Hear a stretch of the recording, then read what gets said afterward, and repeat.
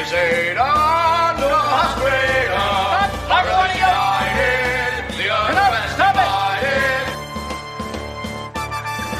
Looks like she has a couple of holes in it. I'll say she does when he sings Lord Drum Out. Beer run!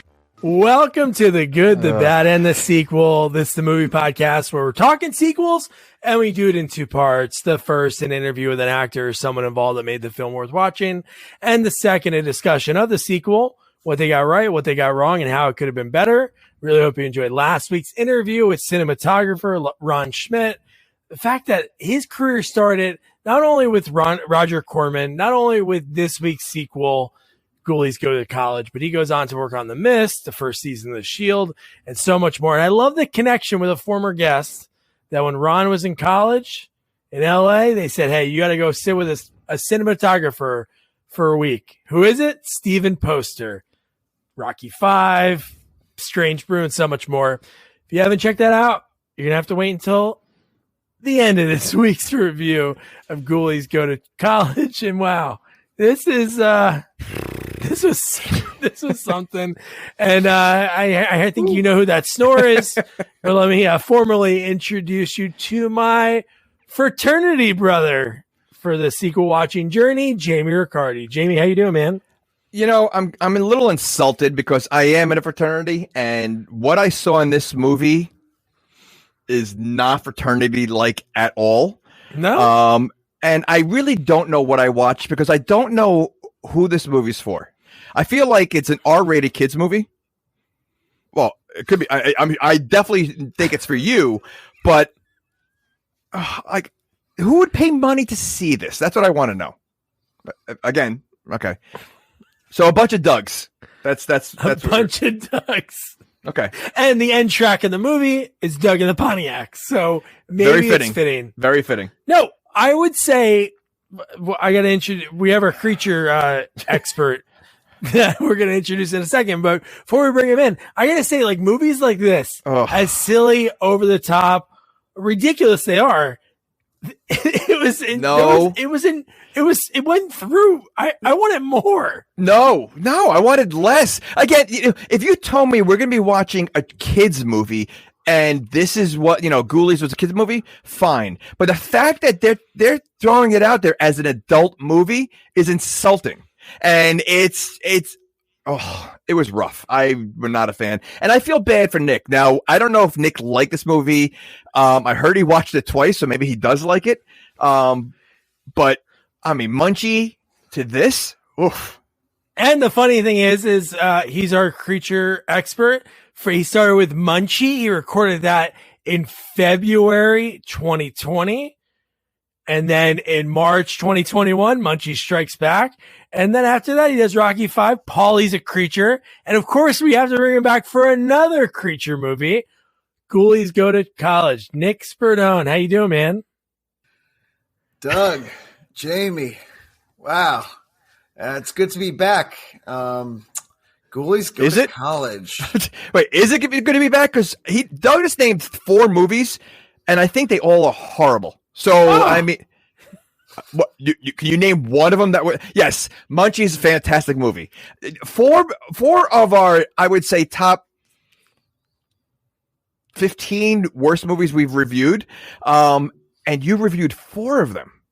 Like, I don't know what kind of friendship you have with Doug, but I'm just saying, Andrew, did Death Wish, Charles Bronson and other moviers. So you might want to talk to Doug. It's a friendship based on trust, and I really trust Doug, like over and over and over and over again. You may want to start rethinking that.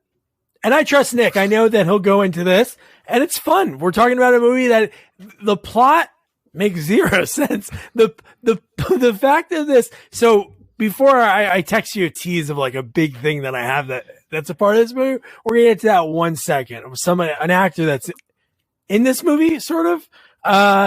But Jamie, when you were in college, did you pull any pranks or did you pull any yanks? Okay, so what is a yank? Like, yeah, and the fact that they're called, they pulled yanks, but it's prank week. Shouldn't it be Yank week?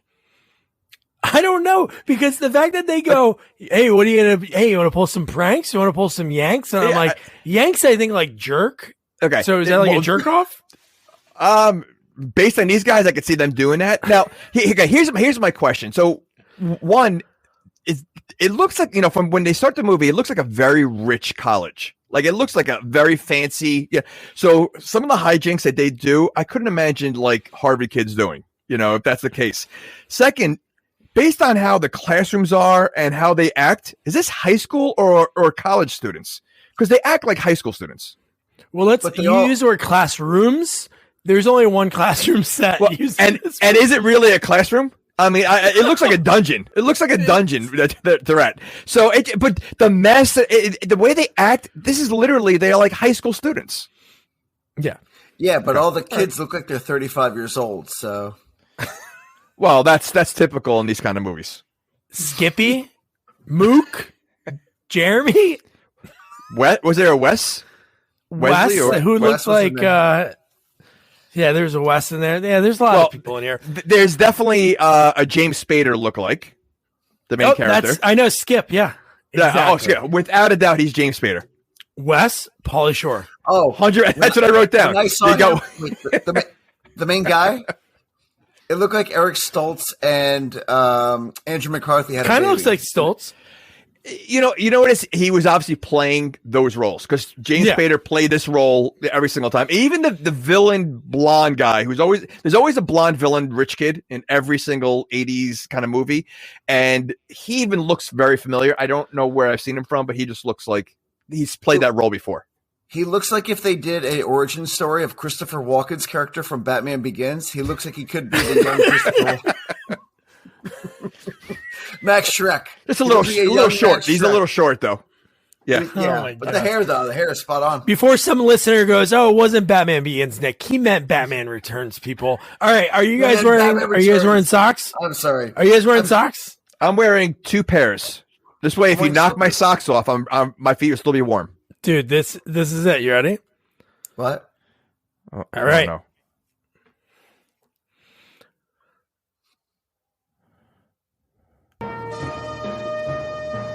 Listen to the voice. The open up. The cat, Ghoulie. I'm gonna open up.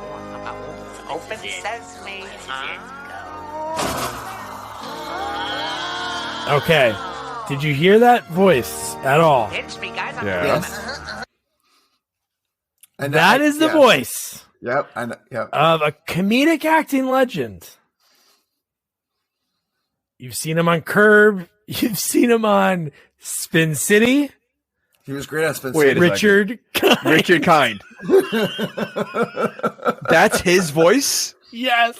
Oh my goodness. Amazing. Holy cow. So he's making the sounds also, besides the talking, like all the gremlin noises? Ghoulie noises? It's just ghoulie noises. Okay. Before we even get here, so a ghoulie, are they poop? Like, are they poop monsters? Well, he makes a joke that involves that late. I mean, they come out of a toilet bowl, right? Yeah. And the main one, first of all, they're basically, I look at them as poop Three Stooges, right? The main one is Mo, without a doubt, and he's always smacking around the other two. That is, wait, what animal would you think that is? What?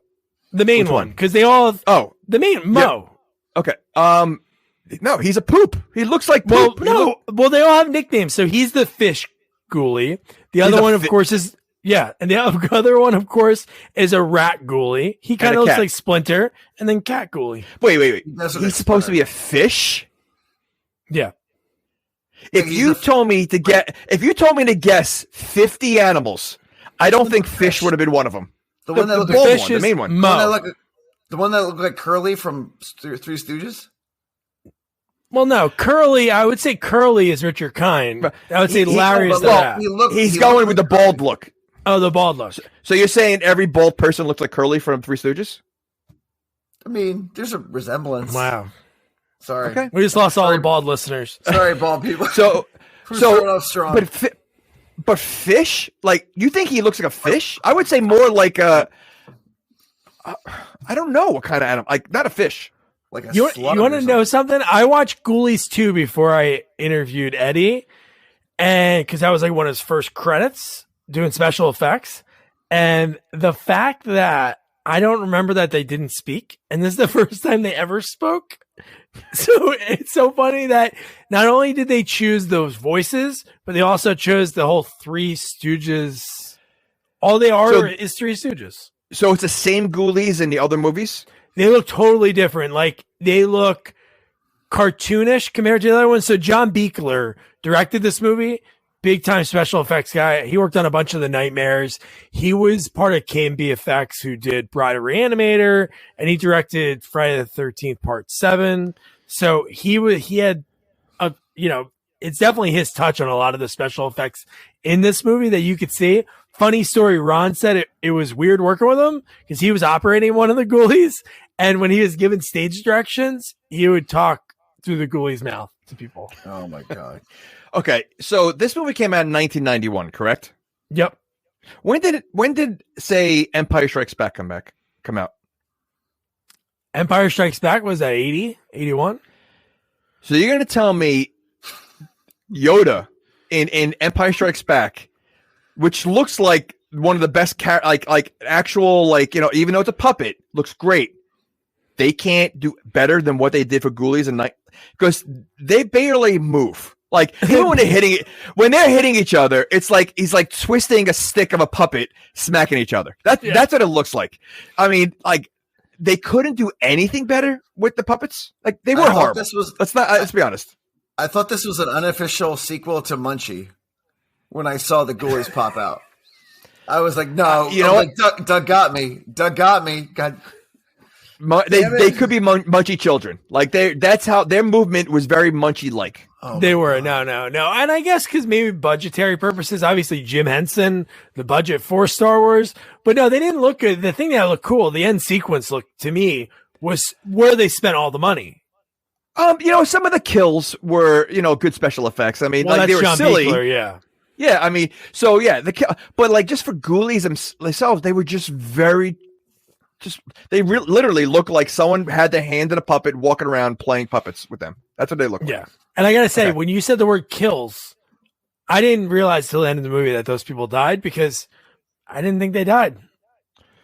So you don't think that someone's tongue gets ripped out and like wrapped around your body is going to kill you?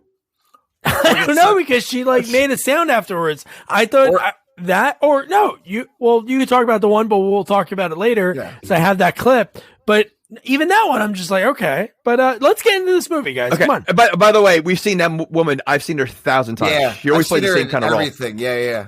Yeah. Veronica. She always plays like a teacher or like someone in a school. Always.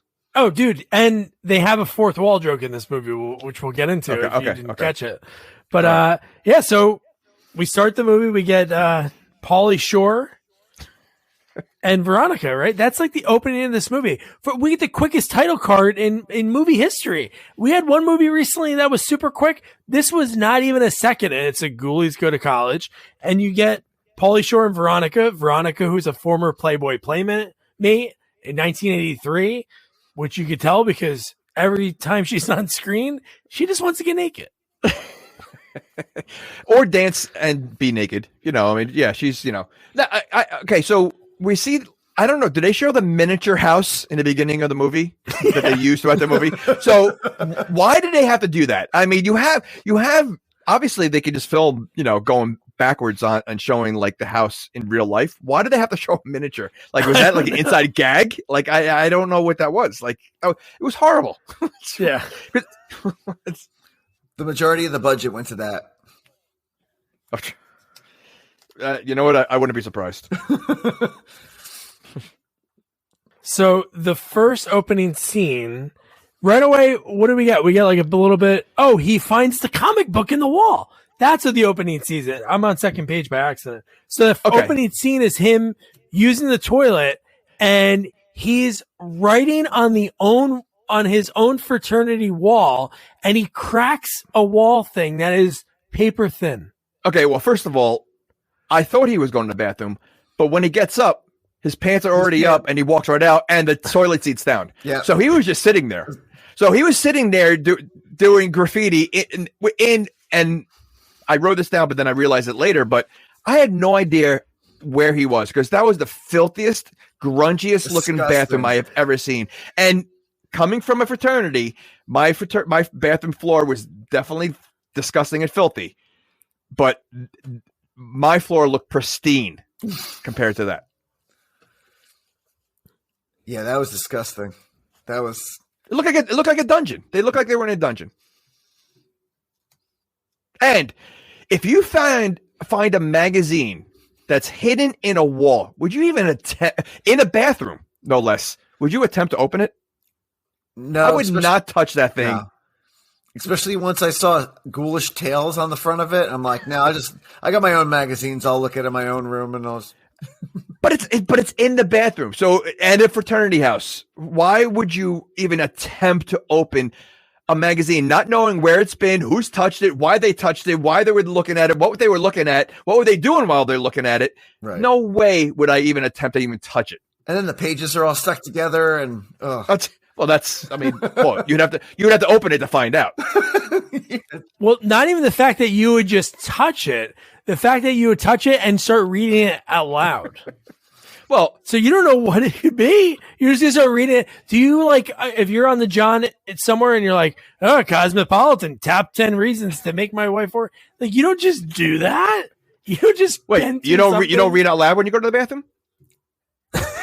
I'm going to start. Damn it, dear Abby. Well, maybe it's the only quiet place in the house for him to read because, again, he wasn't going to the bathroom, so he was sitting there for some reason. True. He was. I don't know what he was doing, and then they're yelling at him to come because it's Yank Week. The Yank Week, right? Isn't this right away? Is this right away that we're getting? Oh, they were hijinks like right away. So yes. Oh yeah. So just before this part was wait. I gotta go back. The janitor. I talking about the janitor. To print out the janitor. Okay. Yeah. So I forgot the first page of the notes. Okay, yeah. Why is a janitor mopping outside? Why is he mopping the sidewalk? Exactly. No, it was the steps. Why? He's mopping the steps outside. Well, he's getting to the steps. He walked away for some reason. I don't know what happened. There was something else that he had. What did he do? Like Windex a tree? I don't think I've ever seen anyone mop outside. You know, so then again, it is a college. That maybe there's throw up out there. You know, there's a lot of partying in his school, so maybe. But yes, they didn't waste time in this movie. Let's put it that way. They jumped right into the hijinks. Yeah.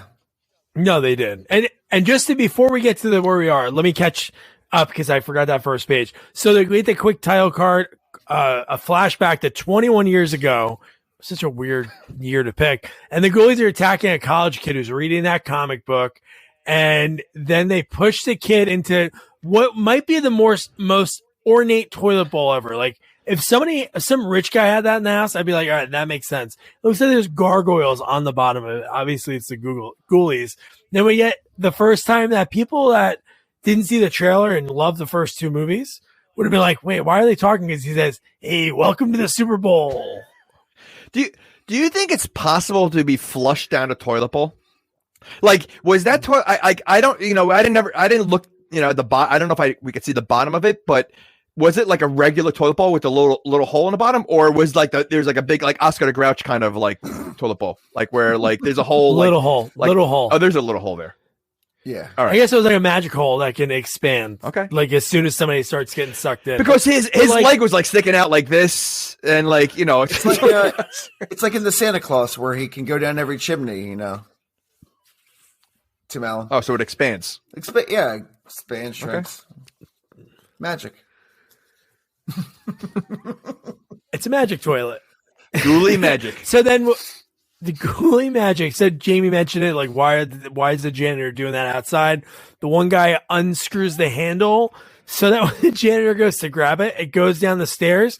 And look who's walking past, a gym teacher played by Kane friggin' Hodder. And then he falls in the bucket. The bucket somehow is going so fast that he takes out a professor. The only other time we see anyone else that works at the college throughout this entire movie. We see Ragnar. The rest of the movie, no one else. So the bucket managed to go downstairs filled with water and not tip over. That's first of all. And Kane Hodder, it's a magic bucket. It is a magic bucket because Kane Hodder is a pretty big guy. Yeah, and he was able to fit in there, and somehow he wasn't able to get out. For anyone who doesn't know, Kane Hodder played Jason in the Jason movie, in the later Jason movies, right?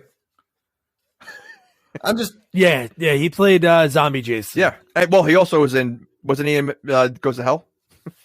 Yeah, well, I guess he's still zombie then. 7, 8, 9, 10. Yeah. But yeah, if you don't know who Kane, if you will listen, listener, if you don't know who Kane Hodder is, maybe it's you can keep listening. I'm trying to. Maybe it's a first time listener, and they're like, I've never seen any horror movies. I'm just putting it out there. Doug cannot be a tough guy while wearing a college shirt. The way he looks right now. Popped him being Jeremy. I'm part of Gamma, you know? So if only all those teenage Delta knew. What happened? Oh. Sorry. Jamie showing up his friend. So then it's so funny. So we'll cut back to like when he was like reading the comic book and the fact that they start getting conjured up. Okay. And then the buddy's like, hey, man, it's prank week. We got to go. And then we meet Skip for the first time, James Spader. Without a doubt. Andrew McCarthy, whatever you want to say. And he's breaking down the pranks like he's the coolest guy. Do they have time for this? They changed the pipes on all the water fountains. So when somebody goes to drink water, it shoots them. So it makes them look like they pee their pants. Then he makes an ejector bench that dumps these two girls back. Are they engineers at the school? Like, because the pranks are pretty high tech. First of all, second of all, they only have one class. It seems like they only have one class and one professor. That's all he cares about is humanities. That's all. That's the only thing that they're studying for. Because that's all he cares about when he goes, I was studying last night, Aaron. I was studying for humanities because I want to do good in Ragnar's class. Would have been great. She's like, what about all the other classes, asshole? I have 3 other classes that you never talk about. Does anyone take humanities? We just lost all 4 humanity majors. 4? and the professor's name is Ragnar, right? Why? Why do they choose something that's so hard to say? Well, you know, Ragnar was a famous Viking. Ooh, so maybe that's why. Maybe you think mythical because he's a Viking? No, I don't know. He's maybe they just chose a name like that because he has a really dark side that you see like pretty quick. Like he changes. Like in his office, does a professor really have an office that big? His office is as big as his classroom. But what professor has a classroom like that? I mean, that classroom literally looked like a dungeon because all the students were sitting like as a normal classroom, and then it goes back another 50 feet. Like, yeah. And again, this is a rich school. I mean, clearly you could see like it's a huge campus. It looks very fancy. And then you have the skeeviest dungeon-like classroom. It made no sense. They don't care. They don't spend money on the faculty. Location. Just on the students. Yeah. They were probably like in a basement, like in a boiler room. You know, like they had to throw chairs in there and like just to save money for location. Yeah. So then we get the rivalry of the movie, it's Gamma Gamma Gamma versus Beta. What is it? Beta Zeta? Beta? I think they just named the first 3 Greek letters they possibly could. I think it was like Beta Zeta Gamma or something like that. Like it was ridiculous. Well, Gamma Gamma Gamma is the preppy guys. The other ones are BZT. So whatever Beta Zeta Theta. It wasn't Lambda Lambda Lambda? No, they couldn't use that. So then we get our first Evil LaRue sighting who goes on after she does this. She's the news anchor in RoboCop 3. And then she's a regular on CSI Miami for, I don't know what that was on for like 7 or 8 years. So, God, this again, they're rich kids. So let's just say that they're all super rich. They trashed the class. The amount of pranks they're doing in Ragnar's class. It's wild. It looks like a high school classroom that has a substitute teacher. That's basically how the classroom looks. It looks like this paper airplane should be flying around, like kids sitting on top of the desks. Now, you're talking about, this is a professor who's also the dean of students.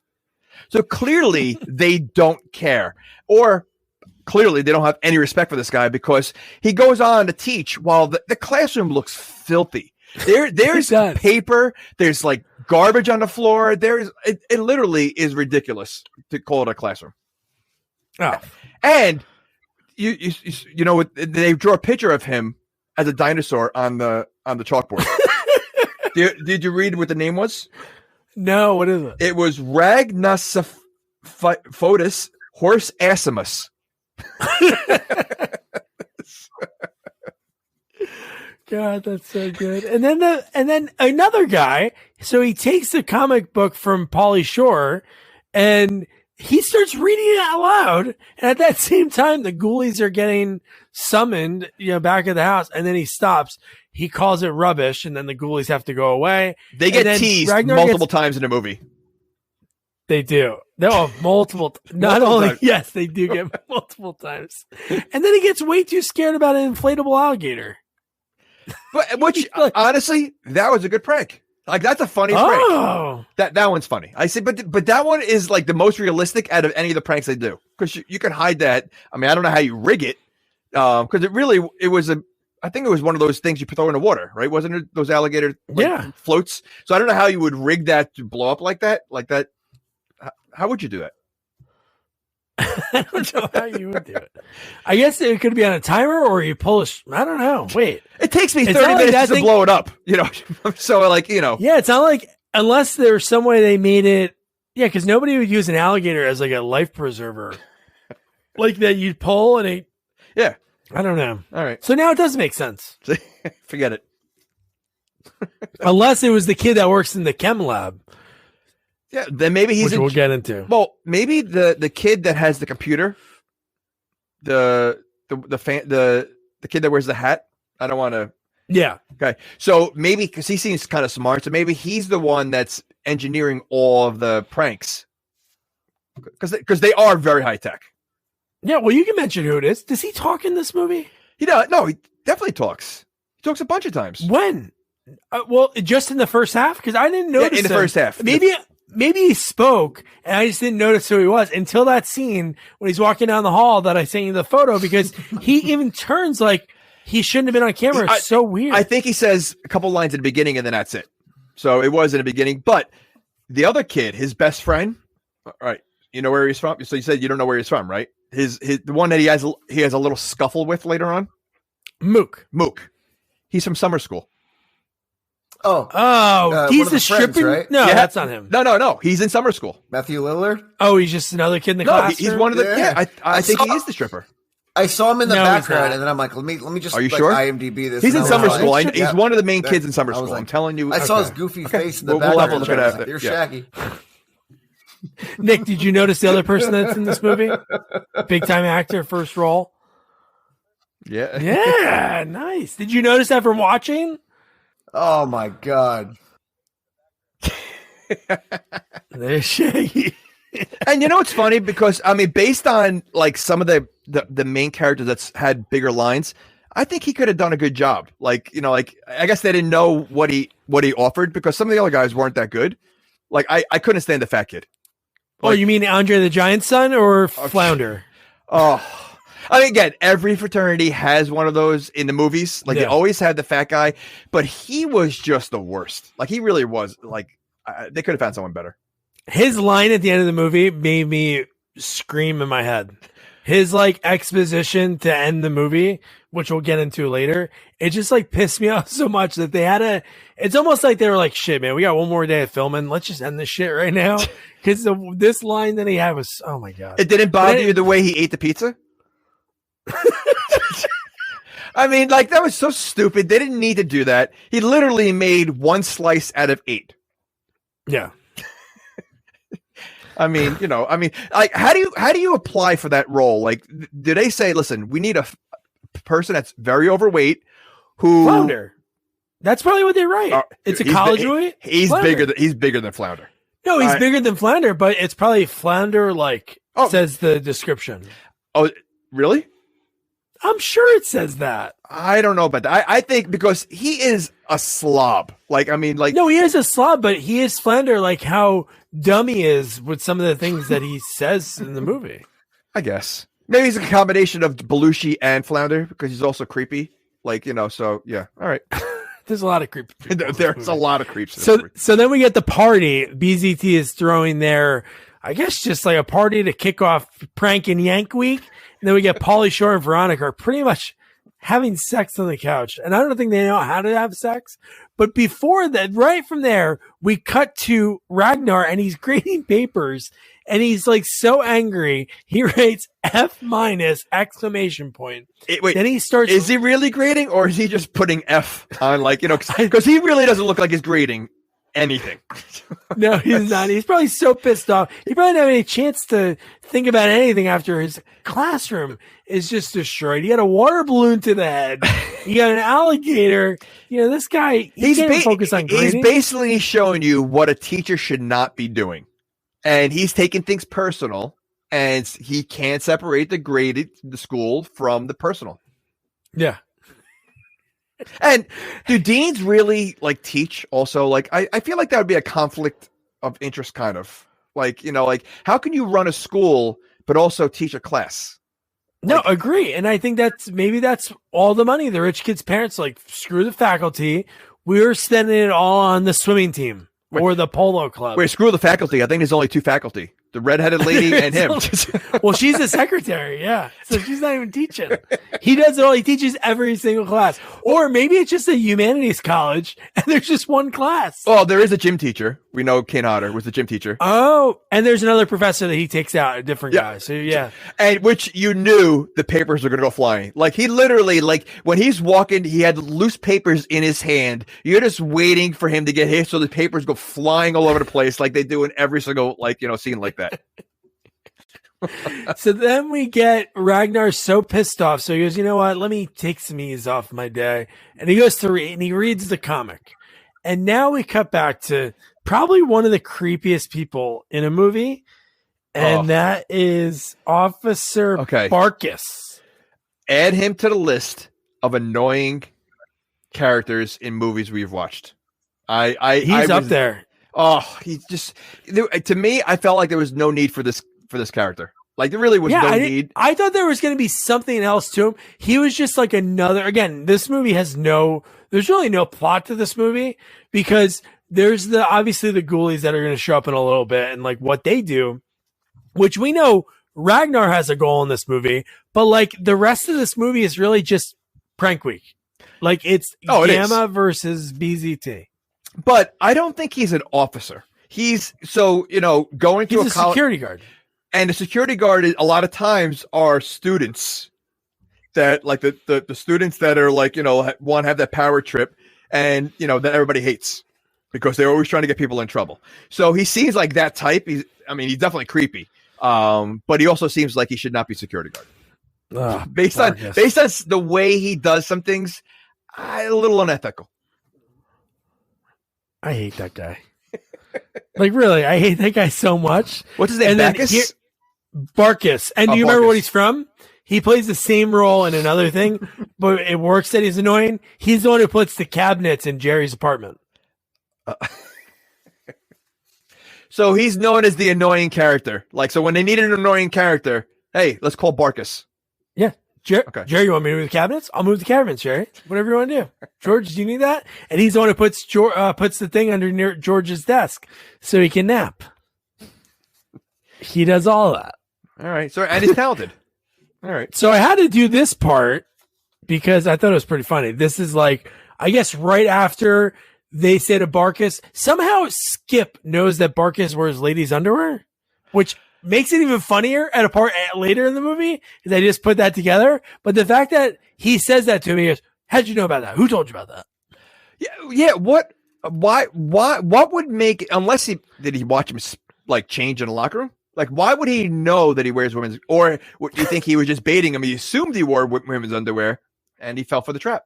And then he gave it up. Yeah, he gave it up. He gave it up. Well, because what do you say? The other underwear gives him chafing or something like that, or like it's sensitive to his skin, or that's why he wears it. I don't know. Oh my god! But here I had to put this part. And I think this is the first time I'm ever going to do a clip that has nudity, because I thought this part was kind of funny how punny it was. Okay, how does that happen at a party? Why is there a girl that has a deer? First of all, look on her head. Look how small that closet looks. Also, what is she doing in there? They put it on her head and they put her in there. And look, so Aaron in this movie is dating Skip. Number one, stag party. Stag party. The next one is ridiculous. He says, alcohol. You didn't remember that before? Alcohol. I did, yeah. And she has another one too, I think. So weird. Oh, what is he lettering in? She should have left him a long time ago. Oh, she's definitely way too good for him. Way too good, but look at the other options. There's no normal guys in this school. Oh wait, beep beep beep. Here's Vespa. Billy Zabka showing up. It is Billy Zabka. That is Billy Zabka.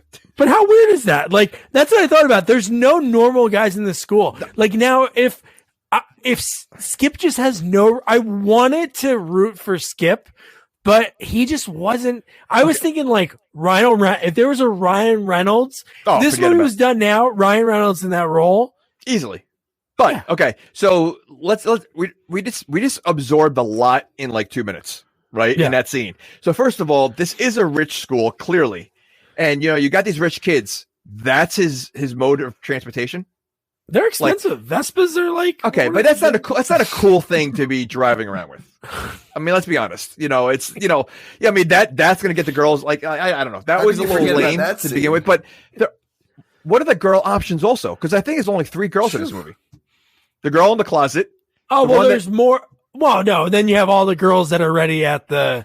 I guess that's a sorority. Yeah, I probably would have. Remember the girls are already getting ready. Right. Yeah, they're gonna come and raid our panties. And what are we gonna do? The way they were acting, they were like being assaulted. It's like, no, it's a good thing. All right. Oh God. So then, well, I just you're right. Yeah, and I mean, not to talk about a scene, but I think those guys overreacted, because I think what was happening, I would have stayed. Lord have mercy. Like, I mean, like they made it like they almost like screaming, like they were trying to get out of there.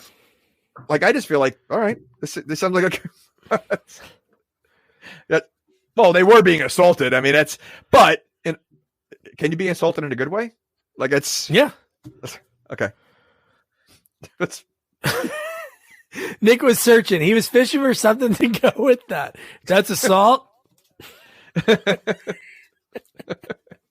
So now we come back to Ragnar, and he's obsessed with the book. He keeps reading it. And then this is why he's a humanities professor. This is like, he is inherently evil before this even happens, because he looks in some book and he finds the same cover of the ghoul. The fact that the book's called Ghoulish and they're Ghoulies, I don't understand that. He's a humanities teacher, which I think is like English, right? It's something to do with English, or like, I mean, I don't know what humanities.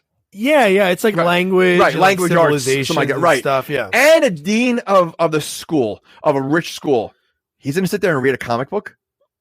Like, why is he sitting there in his office alone reading a comic book? Like that, he lives there. I think he lives there. For an Academy he definitely Award. lives there, because I mean, his office and his basement and all that. Yeah, in the 50s. Yeah. In the 50s, it's a lot of space, man. You break that down, put some walls in. And he, by the way, he always plays like that creepy character. He was nominated for best supporting you notice actor. he has that look. He Best just has that actor. when he's like yelling and everything. He has that look that, he fits the role perfectly.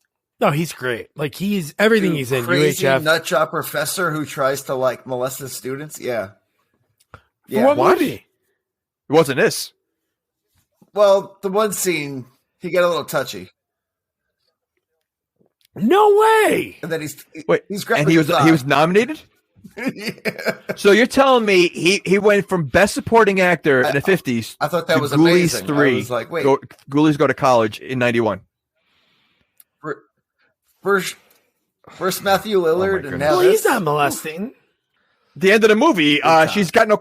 He ripped her clothes off almost. Oh, he did, and how perfectly everything was cut. Yeah, yeah. No, that is. Yeah, he did get a little creepy in that part. Yeah, you're right. That is amazing. That's a good factoid, Nick. So now we get the Ghoulies finally appear from Ragnar, and dude, the first time you hear, like, I think we talked about it already, obviously. The Ghoulies are the Three Stooges, but the first lines that they say are, "Why can't I get any union help? Honey, I'm home." And it's just like, we get schmucks, we get knucks, we get every one of those lines. They communicate only in those lines. Like every communication they have is all like one-liners. Yeah. It just, they're basically munchy one-liners throughout the whole movie. That's how they speak. And I'm for it. I felt like I was watching 3 different movies throughout this whole thing. I was watching a college frat party movie. Yeah, but they're really funny lines. Some of the stuff they say are really funny. One I have a clip of later, but a lot of them are pretty good. They are funny lines, but it's like, and then they're like a romantic comedy with take away the nudity. And it's a kids movie. I don't know her name. Like they literally, kids could watch this movie. Take away the nudity. Yeah. Oh, it is.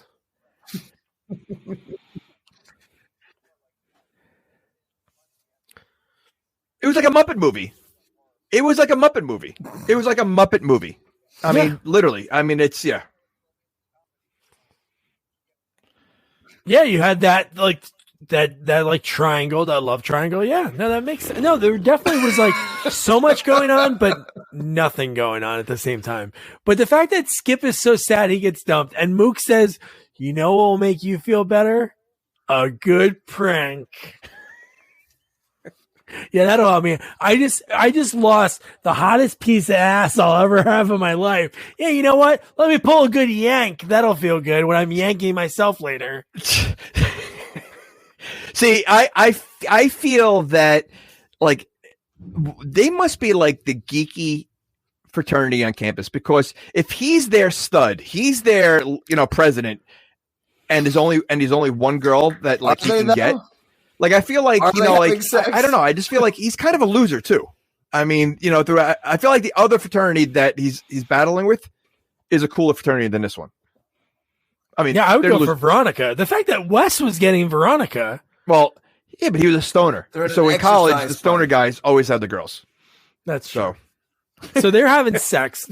So the fact that are they? Because I don't know what they were doing. I thought they were exercising the whole time. I wasn't sure. The one time when she sounds like she's orgasming later, well, she's rowing the one time. Oh no, they're on an exercise bike. Now, the exercise bike is a small seat, first of all. So I don't know how they're both sitting on it. Well, and she's sitting on him. That's how that works. Okay, but it's still like, okay, but the handlebars are not going to hit you in the back. I mean, these things are not made for that. So, like, I mean, I don't know how they're able to do that, and they seem to be doing it well. Yeah. So the Ghoulies are peeping in the room, and they say something smells screwy, boss.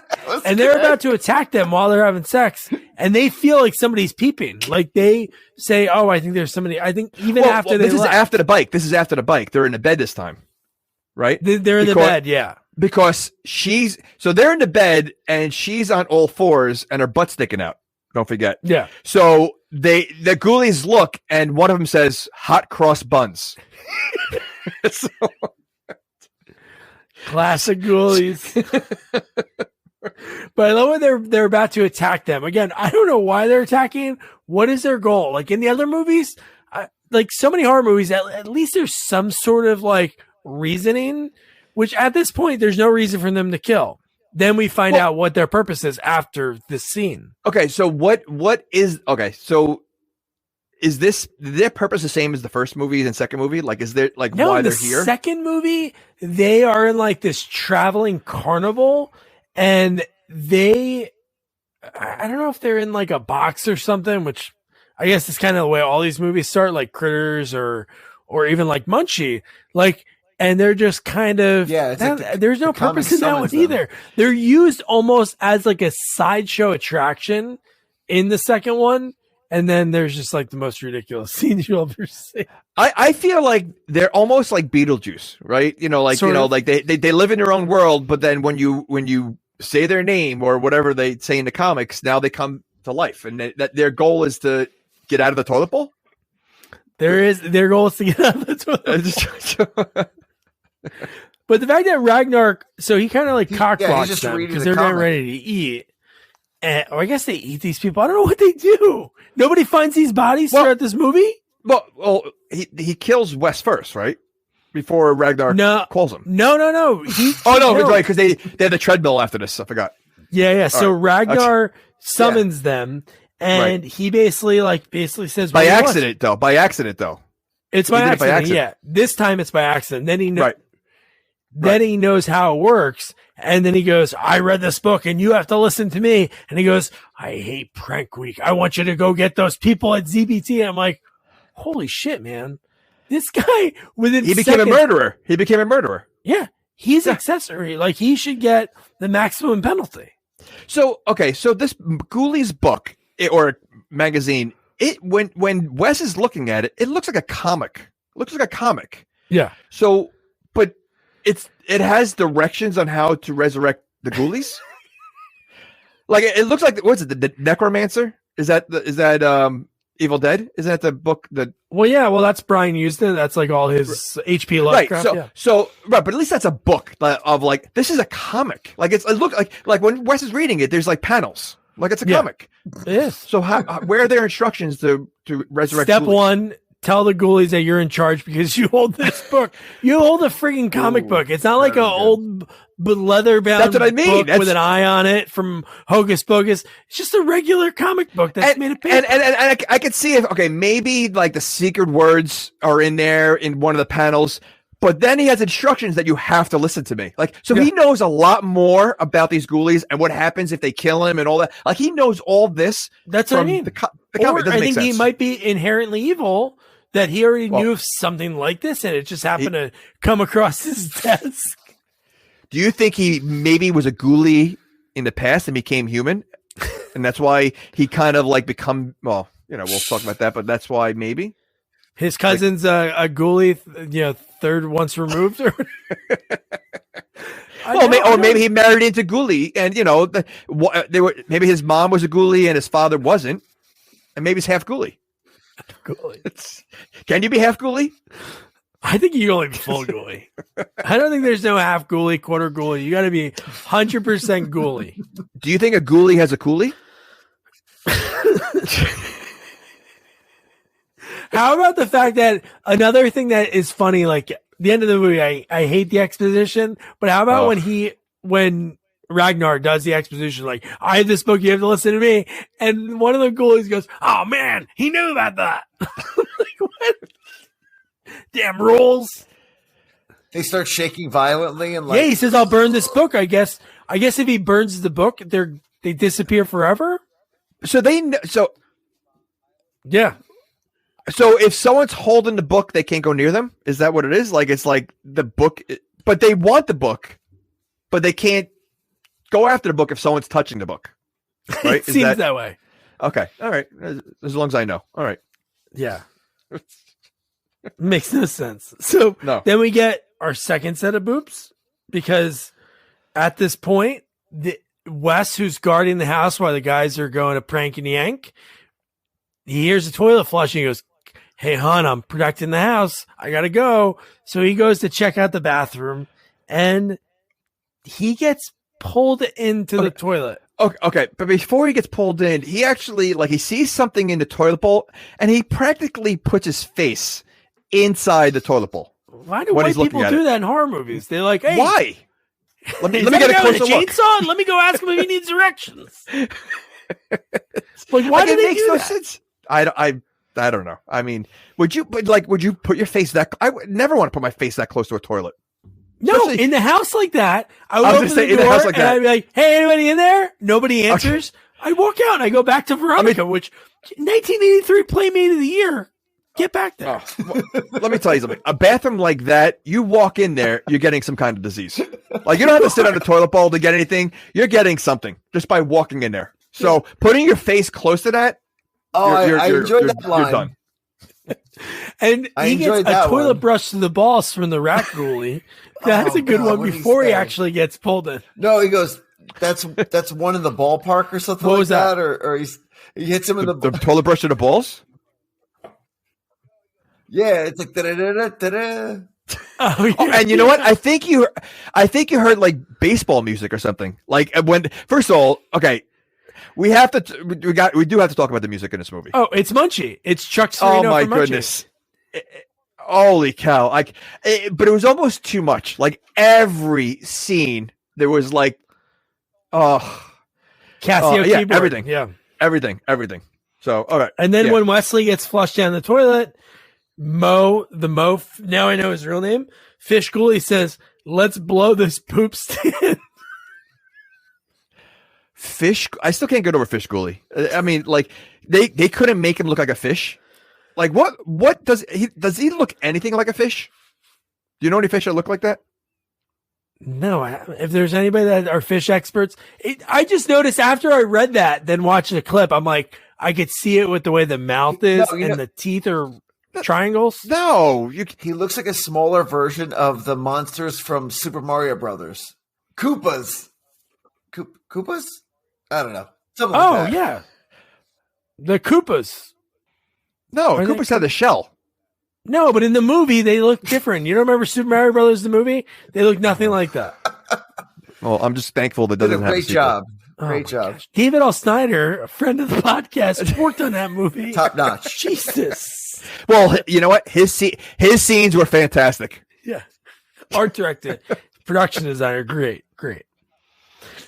So then I didn't want to play another clip, but I have to play this one really quick. But the fact that they're walking around the house, and one thing I did notice, it only showed it for a second, but the frat did have something cool in it. They had the Jaws cushions. I saw that. Oh my God, dude. That looks so cool. There was like 6 of them. Wait, are they dressed yet, by the way? So that's the scene that I had that I was going to play. We were just talking about it. The fact play the scene. Play the scene first, and then we'll talk about it because I have to ask something about this. So, okay, go ahead. Let me pop back in, but set it up. So they're walking around. They're really checking out the lay of the land while they're in here. This scene, I have too many issues with. I mean, especially the beer scene, and I'll explain why when that happens. Well, when they're right now, they're naked. They're naked ghoulies. They're naked running around. They just killed the guy. So why do they have to wear clothes? I was going to say they're monsters. They're ghoulies. Why do they care about clothes? Right. I mean, and all right, I'm going to say it. I can't wait. So we can still, we're going to watch the scene anyway, but why are their clothes that small? Oh, here it is. Okay. Go ahead. Exactly. Yeah. So they open this closet. And the clothes, it'll play in like a second. I just uploaded it because I deleted it by accident. But the fact that a whole mess of clothes, like I can understand packing a closet full of clothes like that, but the fact that they fall on them, but there's clothes that fit. They're look at it. Okay. Well, first of all, how tall are they? Like, are they like? Are they like Chucky? 2 feet. They're tiny. Okay.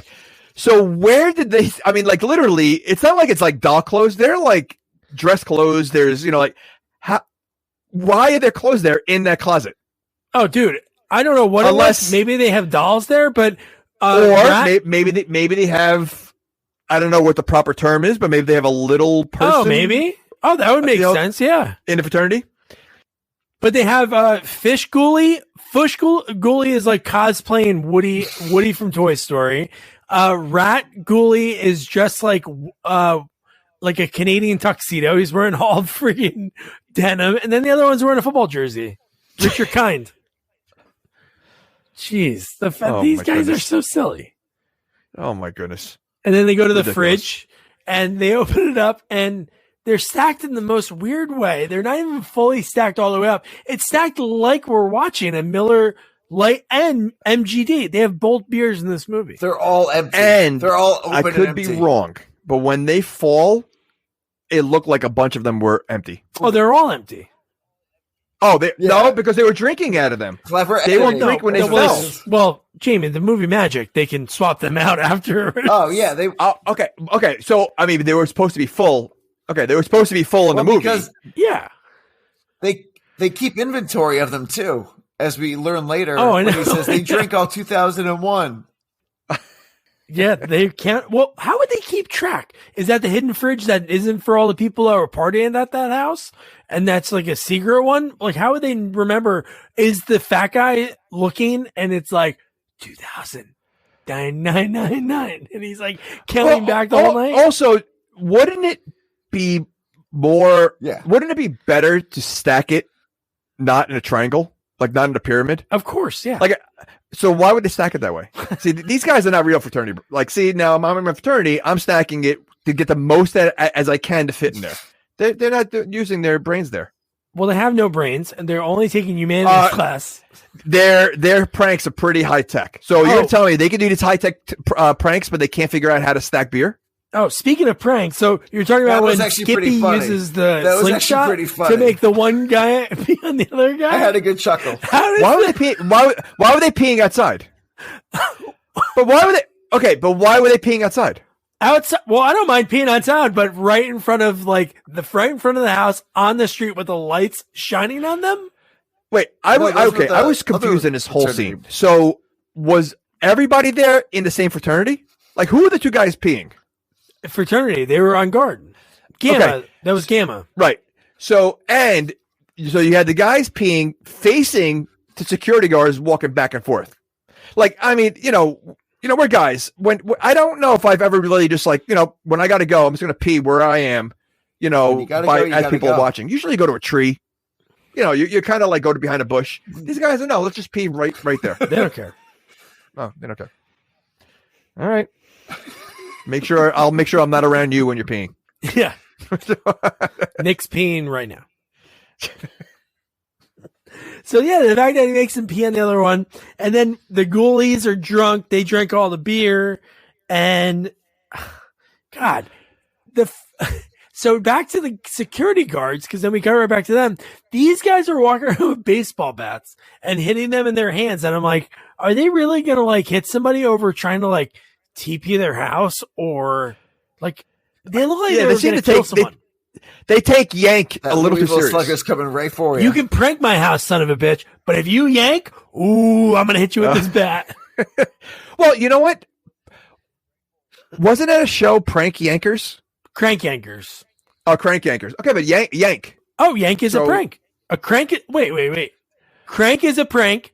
A crank is a prank. A yank is a prank. And a prank is a prank. But is a prank a yank? Like, can you if you're yanking, you're pranking. But if you're pranking, are you yanking? Oh, and at the same time, can you be cranking? Well, cranking's on a phone. I think. I don't think crank. You're doing a crank in away from a phone. That's not true. Because you say the phrase, "I'm going to make a crank call," which is a prank call. Right. If I just say I'm going to make a crank, somebody would be like, "A crank what? What are you going to crank?" No one's going to say that. They're going to say, "Oh, you're making a crank. Who are you calling?" No, they're not going to do that. They're not. I don't think I've ever heard anyone say, "Yeah, let's go out and do a crank on someone." Well, you probably, until you saw this movie, didn't think somebody could say, "I'm going to do a yank." Okay, but now we know yanks are pranks. Cranks are for the phone. Yanks are a yank is the same as a crank on the. So you could be a crank. I feel like you can do a crank and a yank, Seuss, like book over and here. a crank and a prank, a yank and a prank. But can you prank and a yank? Wait, it's so funny that tomorrow is tomorrow we're recording this on March 1st, which is Happy Mardi Gras, but tomorrow is Dr. Seuss Day, and Jamie just did one that Dr. Seuss never put onto the market. But no, what is the level of it? If you did like the little greater than sign, what's like the almighty on top of the food chain? That's what my point is. I think prank is number one. Really? And I think yank is it's like a baby prank. Like I think prank. If you're gonna do a prank, you're blowing up the toilet bowls. With the M80s where they used to. That's do, a prank, right? Okay. Like that's a prank. A yank is like slingshot dropping a water balloon or slingshot. Yeah, right. Okay, a slingshot, right? And then a crank is just like, all right, we got nothing else. Is your refrigerator running? And then hang on. So I think that's the order. You know what? I'm not I think a prank can get you thrown into jail. A yank, maybe just like suspended from school. And a crank, they say, "Go home, you son of a bitch! Get out." Well, I think if you're yanking public, that's a whole different, a whole different scenario. Somewhere. I think yanking a public is probably the top tier for that one. Paul Rubens. Okay, so. So then they're going to go for Jeremy's scooter, but they're really not going to do much to it. His thing is so elaborate and so dumb. The fact that he's like, so when he comes over here, I'm going to connect to this wire. So all of this garbage shoots at him. I'm like, you have these guys walking around with bats. You have enough time to rig this up. He had nothing on him. When he was sitting there with the slingshot, no bags, nothing.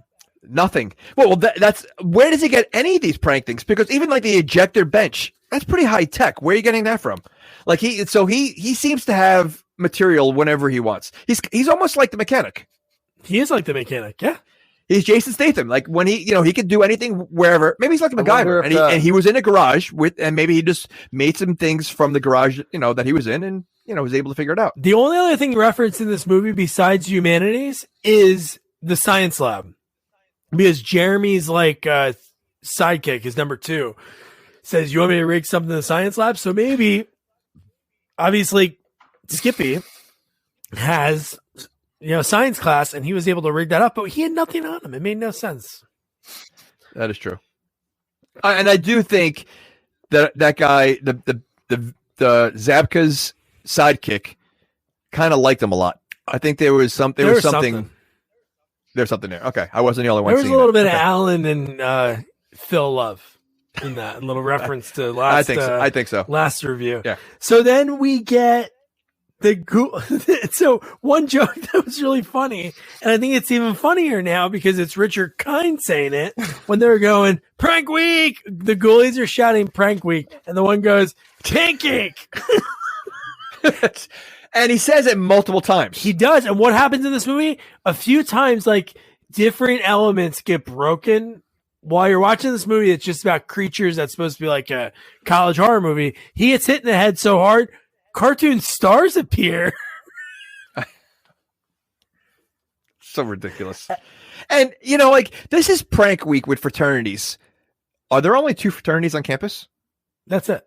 Because it seems like it's only these 2 going after each other. And the sorority. So I guess but they're not part of prank. Yeah, but they're not part of prank. They do something later. Yeah, they do. Well, they do it, but they're not part of prank week. They're doing it to protect themselves. No, that's true. So, okay, so you're telling me it looks like it's only 2 fraternities and 1 sorority. Yeah, that's it. That's not a lot of options out there. No. Well, that's why Skip's got to do whatever to keep Aaron. That's why they're fighting over them. Okay, and not for nothing. And even then, at this point, they're really not. There are 2 missing students that are never thought about until the end of the movie. We'll get to that. Yeah, exactly. No, but they're not questioning. All right, we haven't seen. I know they're missing now the rest of the movie until they're concerned. Well, Wes, they mention they do a little bit of exposition. Last year, he was kidnapped by Gamma. So that sets that up. But one thing, what kind of reminded me of in this movie was Child's Play 3. The way Chucky had the 2.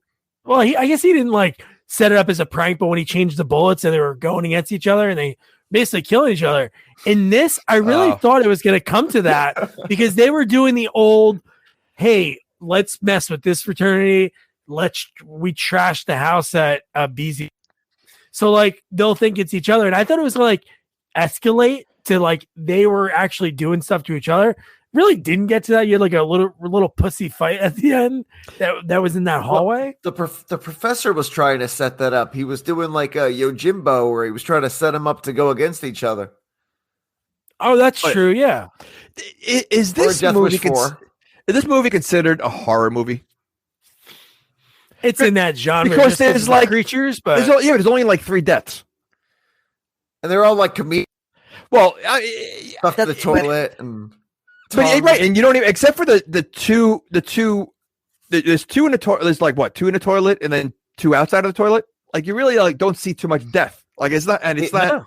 like literally. It's what it would have been. It wouldn't have been out of place in The Mask. If you saw that in The Mask with Jim Carrey, it would have fit right in. 100%. The way they died, absolutely. That's a Jim Carrey. That's what I mean. Like it's a rated R movie. But like even the deaths are like just a lot of boobs. Kids would laugh at the death, and no blood, at all. No. Yeah. Okay. So here's a story that I have to tell really quick. So when I was in high school, when we had like three-way calling, like me and my buddy Mike Wilson, he had three-way calling too. So we used to be able to patch it in to be able to call like other people. Eventually like have other people on the phone together. So I remember going through the phone book and calling 2 frats at Rutgers, pretending I was from the other frat that we just called or vice versa and doing something like that. And then I called them both at the same time and the same 2 guys answered and they started going at each other. Now, was that a yank or a prank or a crank? That was a crank yank prank. Okay. That was a trifecta. Oh man. So then they get back and the Holy Trinity. So Nick mentioned before the 2001 Bruise. They get back to the house. They're like, dude, they not only trashed our place, and the one actor that I mentioned to Jamie that I was going to mention what he was in, but Jason Scott Lee, who plays Kyle, who when he's talking to the girls in the first party scene, he's like, that's my whatever. He talks about the stereo system. He calls it some weird thing, and the girl's like, okay. And that's all he's in love with. Yeah. What does she call 2 him? years after this movie. Yeah, something like weird. Both girls call him a pud. I don't know if that's some racist thing from 1990 or something, but I don't know. But a few years after this, Jamie, he played Bruce Lee in The Dragon, the documentary, the docu movie. He played Bruce Lee, and then he was in a bunch of stuff too. And then he was in Balls of Fury. He plays one of the guys in Balls of Fury. You know what? Now I see it. Bruce Lee. Oh yeah. Oh wow. Oh dude, crazy. Wow. 3 it is crazy. years after this movie.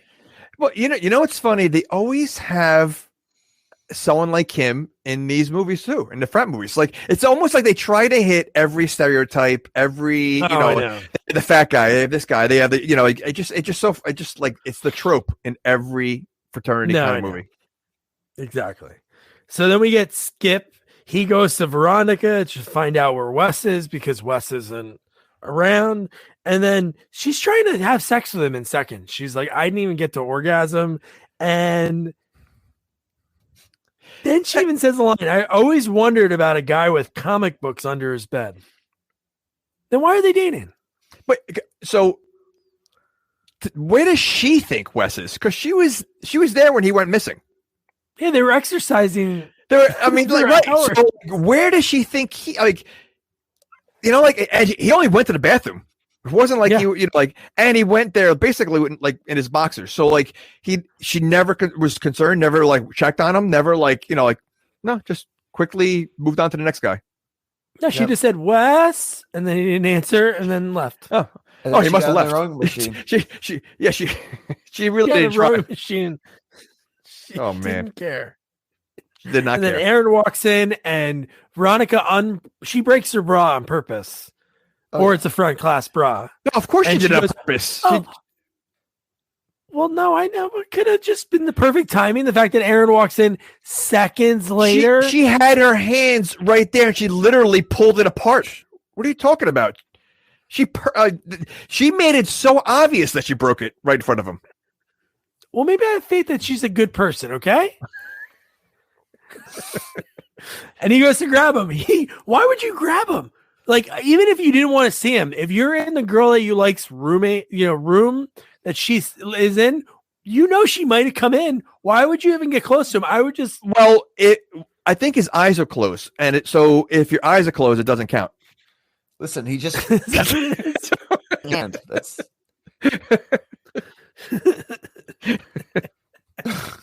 I'm just letting a helping hand, Aaron. And Jeremy's right behind him. Jeremy Heilman is right behind with his. He's such a little weasel, though. He really is such a little weasel. Does anyone change in this movie, or are we getting? Or they? Wait, I feel like they wear the same outfits the whole movie. Okay, is it all in one day? Well, it's an overnight. We get one overnight. Yeah, is it overnight? Wes disappears overnight, and then when he gets home, wait a second. Are you sure about that? Because she's still in the room, and she's still exercising. It's like she's still wearing the same clothes. Veronica's back in her room. When the whole bra sequence, that's in her room because Aaron walks back into her room with Jeremy. Oh, I thought she was still in Wes's room. I thought she was still in Wes's room. All right, because they were yanking and pranking all night. They came home. They're like, Wes, let's party. Okay. All right. So 2 days. Yeah. So prank week is 2 days. Prank week is 2 days. Because then the next day when they're walking around, that's when they see the Vespa in the tree. And then that's when we find out the Ghoulies really fully trashed and somehow threw it 10 feet in a tree. Okay, so like, do they have like super strength, these Ghoulies?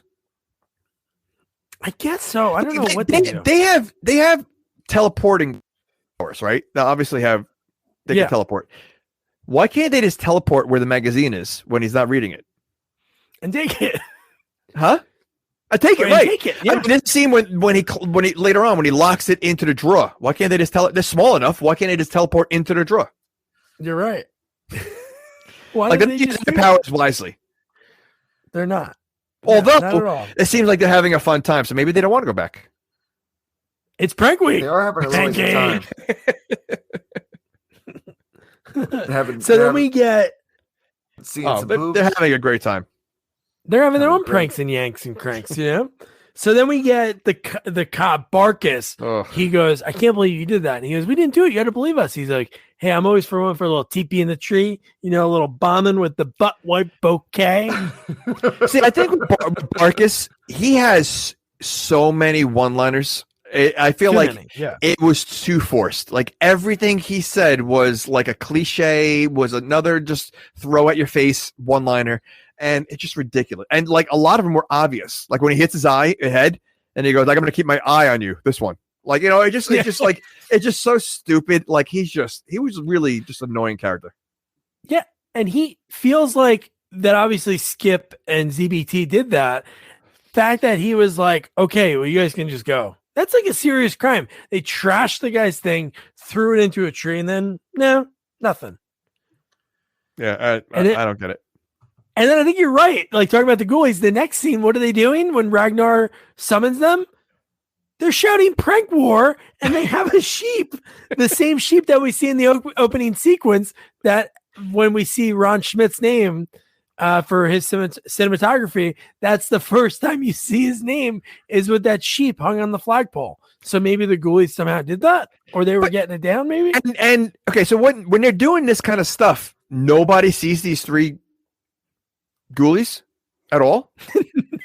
Like I mean, like they're literally like they're at the other frat in the garage. They're stealing a goat. They're putting a Vespa in the tree.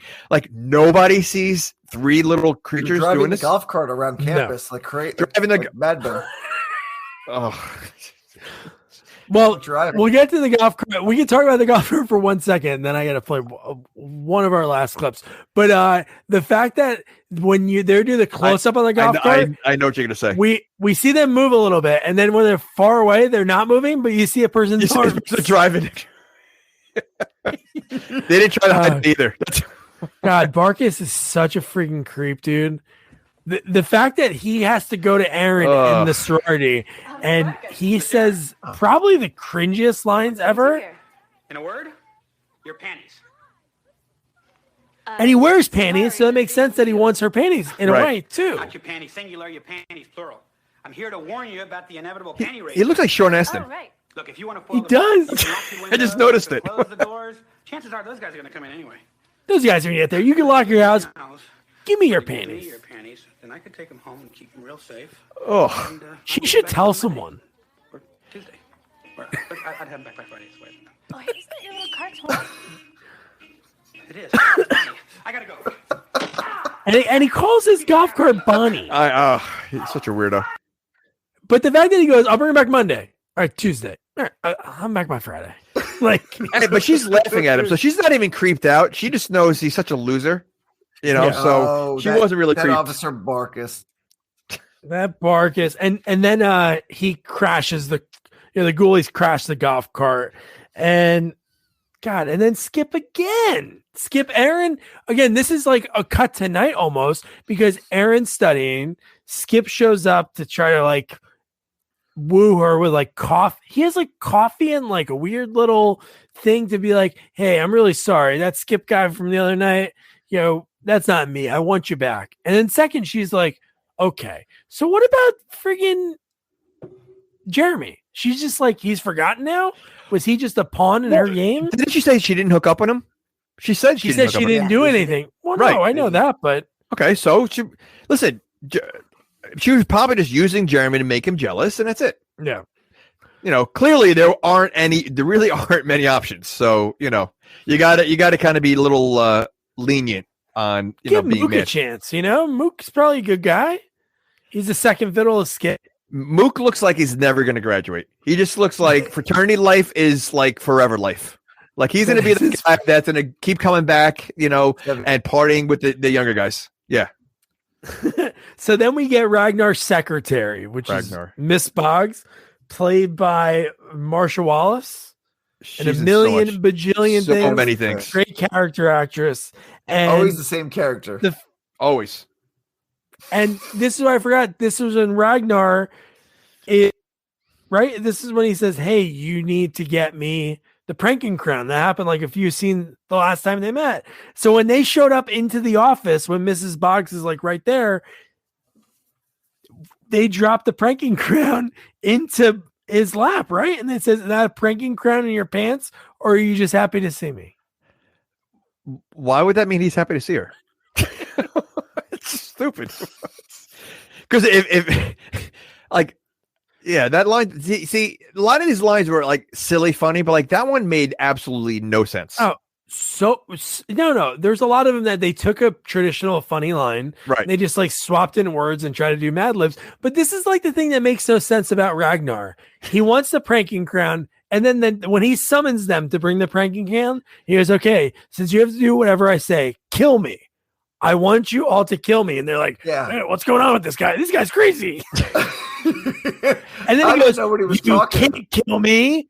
And he brings the lighter up to pretend to burn the mag. I'm like, wait, what's this? This guy's crazy. Well, he's definitely crazy. But like, what was it? Like, why was he?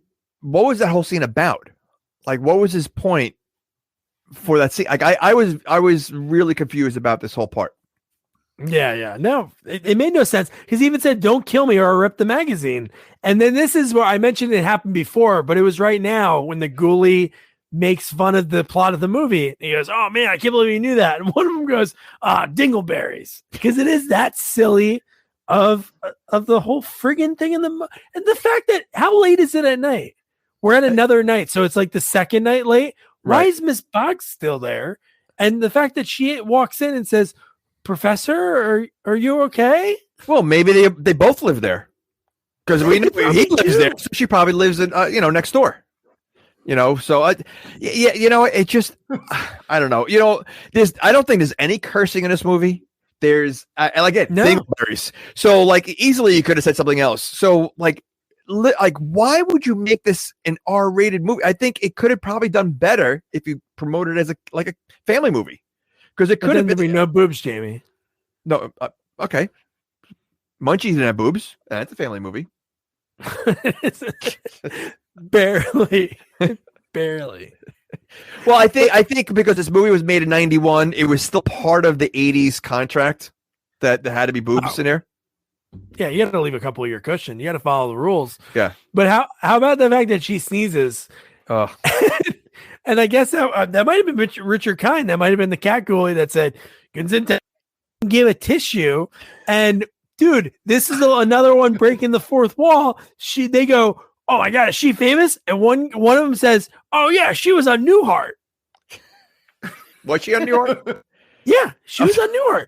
She was the secretary. Was she the secretary for Bob Newhart or for the dentist? Had to be, because she plays like a secretary or a teacher in every single thing she does. So, I mean, first of all, I think the Ghoulies get a bad rep because they seem like they're kind of nice. Like they are. Well, they're not guys. They're. I still think they're poop. I think they're poop monsters. Because I mean, why are they coming out of the toilet? So I think so, but I feel like they're forced to do things that they don't want to do. So they're innocent. I think in a court of law, they are. Nick, what do you think? If they went into a court, I think. What do you think? Not guilty, guilty for any of these crimes. Well, let me ask you this then: the Ghoulies speak in this movie, right? They're in SAG. Richard Kind got a credit for this. Okay. So there you go. So they're in SAG. But Nick, do you think they'd be found guilty, or would they be not guilty for it? Wait,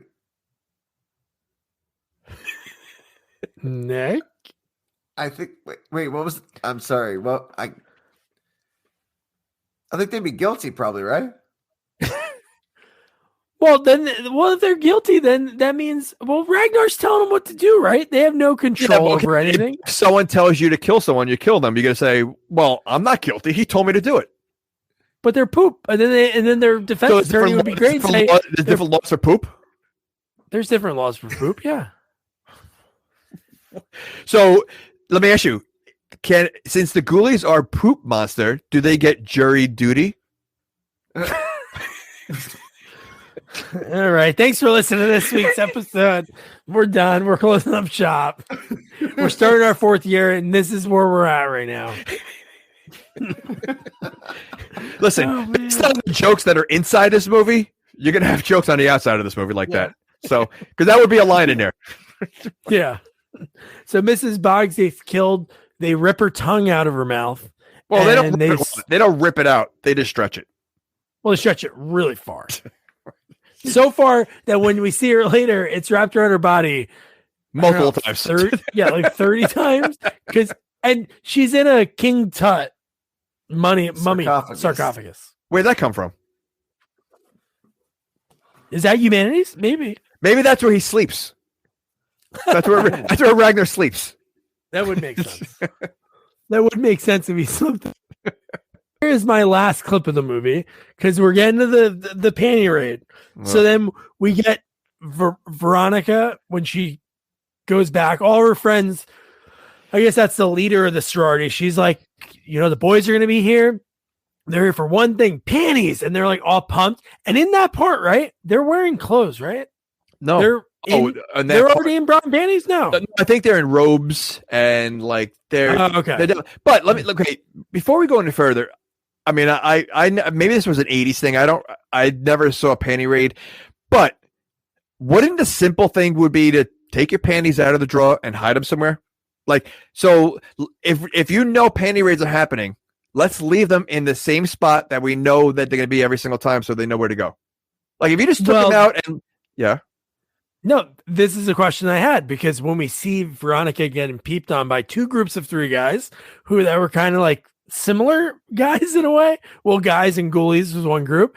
She had a whole basket full of panties. That wasn't hers, right? So that was my next question. Like, so when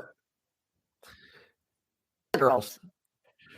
So is that how women wash their undergarments? Is it just panties alone? Because you can't mix it with how would you know? Like, okay, Tina, you can only wear teal. Tina, teal. Maybe Linda, green. Label. You have to initial your label. And we know they're so skinny. I don't know if you can write your name on it. Some of the you know a lot about female panties. No, I'm just saying. Like, Veronica probably wears like spaghetti thin straps. So you're gonna have an opportunity. How many? Okay, if there's a Veronica there, how many other V names are going to be in the sorority? Vicky. So Victoria, you think Venus? you think there's going to be, if you have a Veronica, you think there's I don't think I've ever seen more than one V in one place of names. Well, there's a lot of V's in a sorority. See? All right. Yikes. No, but no, the fact that in this scene that she goes into a room, like basically like just blast through everyone. Is that your assistant? No, my backdrop is falling on top of me right now. I think it's a That's ghoulie. fine. I think it's a ghoulie. There's a ghoulie behind you? I think a ghoulie's yanking me. Well, a ghoulie yanking and cranking and pranking you? A ghoulie could be yanking you. They seem like they could be into that. The rat ghoulie can seem like he's a yanker. I really don't want a ghoulie to yank me. In college, you never know. It gets late. Well, it depends on home. You know, if there's no one left at the bar and it's only a ghoulie. You gotta take the ghoulie home. Come on, ghoulie. Come on, rat ghoulie. No, but in that scene, the fact that she like just blows past everyone, goes in. Well, she's excited. Oh my god, she wants it. I mean, like she opens the window. Like she's like, this is probably her favorite night of the year. Like, some like it hot. The song was pretty cool. It's funny, a lot of these songs on the soundtrack, I think that song and another one are by an artist that had other things. But the song that I love at the end, the Doug and the Pontiacs, that was like a song that was made. I couldn't find anything about that band. That soundtrack never got a full release. They're probably not a real band. That makes me sad. They're Doug and the Pontiacs. Listen, you already have Doug and the Slugs. You need another named band. Why not? Why do you need Doug and the Slugs? Is probably the worst name possible. Oh, it's a good name. You remembered it, Doug. It rhymes. Doug and the Slugs. If you take the Doug out of it, now you got a good band name. The Slugs. The Slugs. No, the Slugs.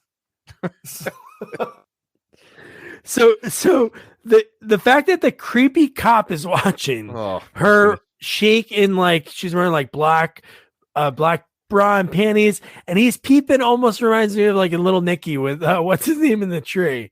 He's like panting like who's a dog. The hero? And who's the hero? Well, the Ghoulies.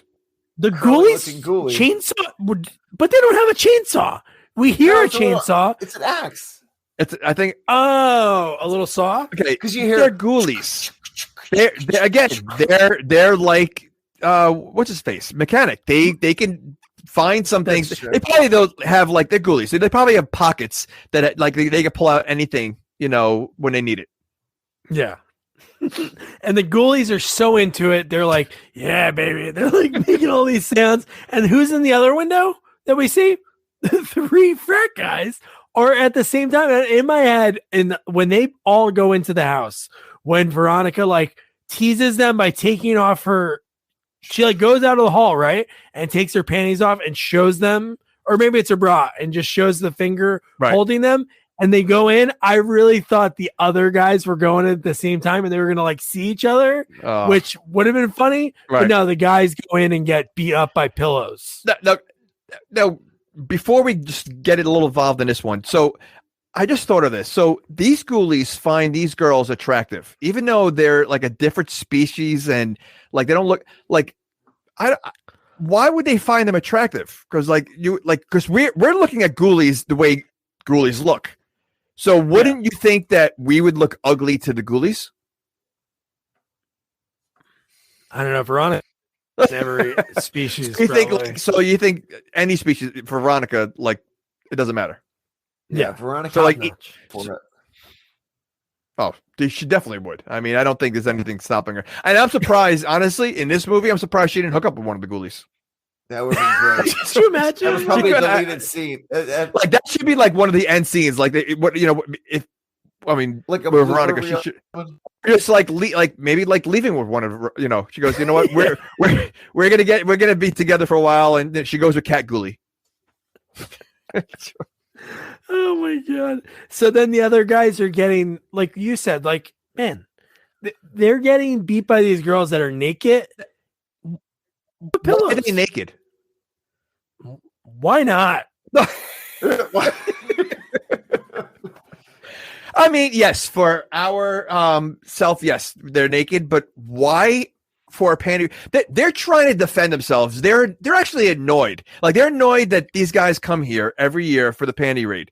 So why are they giving free gifts out when they're trying to technically stop the panty raid?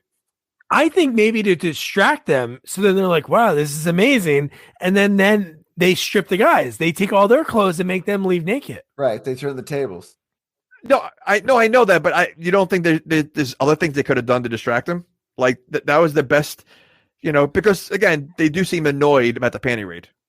So they do seem annoyed. Yeah. But So the fact that this movie has this scene, the ghoulies go into the shower, and while this panty raid's going on, you have 3 naked girls showering.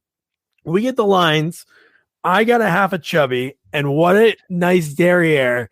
And then you get a joke that has been done a million bajillion times in cartoons. And it was even in the Little Rascals a few years after this, was the Ghoulies doing probably one of the funniest things that I've seen. They also did it in the Muppets. In a movie. In the Muppets, yes. The Muppet Man, yep. Muppet Man was the best. So the fact that they all get on top of each other, they are doing the 3 kids in a trench coat. But then they're trying to hide. Like the bottom ghoulie is still sticking out. And he says, one of them says, "I've seen this in a movie." The other one says, "Who cut the cheese?" And look at them. And that looks like a glass door. It does kind of. But look at his face. Oh, honey, I'm home. Honey, I'm home. Richard Kind. And so she gets her face sucked off. Then she gets dumped back, and then this line. So she died by cut. plunger? She died by plunger? That says that on the death certificate. Yeah. Died by death plunger? By plunger. I mean, but all they did was stretch her face. Like there wasn't anything like, unless she died from hitting her head. And why'd she die with her feet up in the air? That was that, like, and if you're like, I do appreciate the callback to and the shower scene from that definitely was a psycho moment. But yeah, you're at a college. Why would you have clear, like, bath curtains? Like, don't you want any kind of privacy? They should, but for us, no, I know. Why would you just have it? And the fact that where'd the other 2 girls go? Were the Ghoulies hiding when they they just disappeared? She's taking a long shower. Like, are they sharing the water bill? Because she was taking more a of a cut. And why were they walking as a human? Because they clear, like, that was pointless. Also, because obviously they could have just thrown it at her. Or they have it, but like they weren't hiding. Like all 3 faces were showing through the jacket. It would have been funny if they pretended to be Wes and said, "Hey, baby, it's Wes," or something. No, they just wanted to kill her. Why her? I don't understand that. They said, "I have a half a chub, and you're gonna kill this girl." Yeah, they said within seconds. Right? Yeah, that made no sense. Is it like that horror trope that like if you have sex you die? Because she was trying to have sex the whole movie.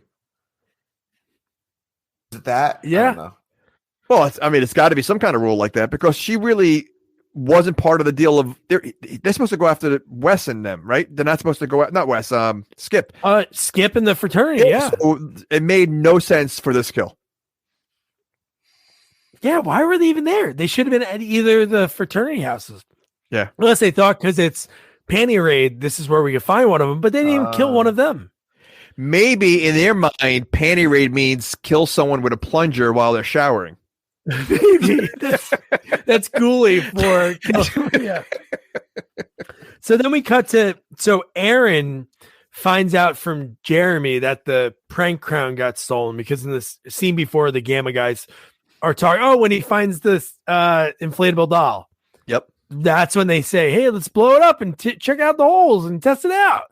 And then that's when they see the prank crown is gone. So Aaron, who they were supposed to have their date tonight, she calls it off because she goes, "I can't believe you did that." And he goes, "No, I didn't do that. Why would I do that?" And this is when he turns on his buddies, kind of. He's like, "I'm done with the pranks. I want to get back Aaron." And this is where you see Matthew Lillard. Again, this is like the first time I saw his full face to me, that I was like, holy shit, that's him. He was like walking towards the camera at this part. Yeah, this is where things got a little weird because very weird because Ragnar goes crazy. Well, Ragnar goes crazy, but so does the Zabka. He becomes a murderer also. Dude, he sets up a bomb. He sets up a thing to blow up Ragnar's desk, and at the same time, Ragnar's like, "Hey, today we're going to talk about evil and power. What do you think about evil and power?" And Aaron's like, "I think goodness can beat evil and power." And he goes, "Well, you're wrong." And doesn't he get really close to her? Doesn't he get he gets creepy close to her, right? Creepy. And so yeah. A little foreshadowing to how creepy he gets later. And then Skip, when he gets kicked out of class after the wire, that when Ragnar grabs the wire that leads from his desk to the, like, what seems like Skip is the one that set it off. The thing is so plasticky, the way he grabs it, and it seems like it wouldn't even work. And then when he kicks him out of the class, Skip has like a little speech. He's like, I don't know who the hell's been setting us up all week, because that's obviously what the Ghoulies have been doing. But wouldn't Skip have seen the wire go right to his desk when he walked in? Oh yeah, no, sure. He's a cranker, yanker, pranker. He should look out for those things. And again, clearly, I mean, it's a pretty big wire when he's like creepy, like pulling it, trying to like. First of all, it wasn't like it's like, you know, you do something like that. It's like a hidden wire, like under dirt, and you're lifting it up and you're walking around. This is clearly out in the open. I don't think he had to lift it to follow the trail. I think it clearly went right to Skip's desk. You know, People, probably tripped over it going. It wasn't even like deep down. They had a loose wire and they couldn't like figure it out. Jesus Christ. And then we do get, and then from there, all the frat follows him out of class after he gets kicked out by Ragnar. And then we cut to one of the Ghoulies doing a very, very like racist Indian voice. Uh-oh. He says the line, "In with the good air, out with the bad." God, man. Ah, man. And then this is where he like fully quits the frat. He says to Mook, "I'm done with this. I want Aaron back." And Mook like leaves, but he leaves him with the goofy glue gun. Which is, what is that? Is that a thing? Was that a thing back then? I don't think so, because wouldn't the glue like harden? If it's not in the glue, I'm sure it's in a tube that gets pushed, like if you push on like a thing, but I've never heard of that. I thought they just fill the water, like a water gun, with glue. Oh, the way it shoots, the way it squirts, it's squirting like a water gun. Oh no, it does. No, it totally looks like that. But the fact that it's called goofy glue. Well, they can't say Elmer's glue. They don't have the rights. So Elmer's like, whoa. We don't want to be associated with this. To this movie. We don't want to be involved with this one. So then we get, oh my gosh, dude. So Skip is, how about when he says the line, what else can go wrong today? After all his buddies leave and he's just sitting there with the goofy glue gun. And then we cut to Ragnar. He goes, I want you to kill. I'm like, whoa. This is when he just goes bat. You know, he's done. Like he just becomes a murderer. And it's like he turns it on so fast. Like he was, again, this is a dean of school. And now he wants to murder a student. Now tell me, you can't say you this part. When everything he says, they repeat. And he goes, are you just repeating everything I'm saying? Oh, yeah. and he says, Ghoulies have small dicks. And he goes, and they look at each other. They go, Ragnar has a small dick. You know, I think maybe it just it was just so poorly made. You know, like I don't know. Well, I'll get to that for my review at the end. Oh, okay, good. Okay, good. So Jeremy, he's telling the Gammas what happened. Yeah. No, they just weren't like, to look at them was like upsetting. Like I don't know. I know they were supposed to be ghouly, but like, just make them a little bit more pleasant on the eye. There's literally a scene when when one puppet turns to hit the other puppet, his hat falls off fish ghoulie. Like the hat falls off, and it just looks so ridiculous because it's just clearly it's just sitting there. You know, like then there's no motion to these ghoulies. Like it's just like no. All right, they're hand puppets. That's what they look like. There was potential. Yeah. So then we get Jeremy. He's telling the Gammas what happened, and Aaron overheard it. The fact that he did, he set everything up, and she pours hot coffee on his dick. Like, That seems very violent. That seems pretty violent to do. I mean, Jesus. yeah, and I'm assuming if that's hot coffee, he's scarred for life. Yeah. I don't think you can recover from that.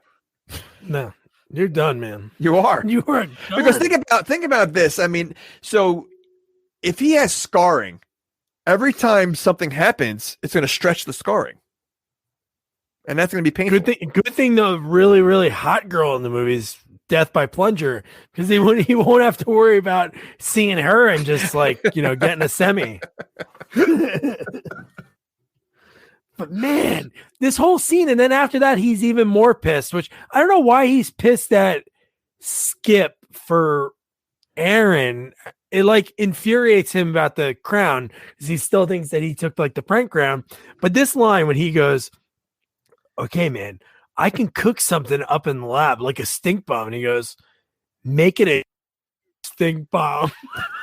That's what his line is back to his buddy. Ridiculous. But they don't make a stink bomb.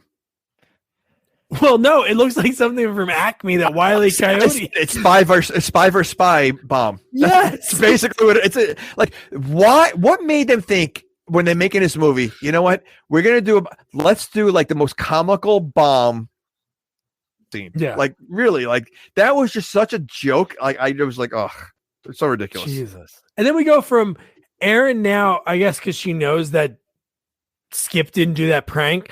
And even though the prank crown part, now she believes him, because what are they doing?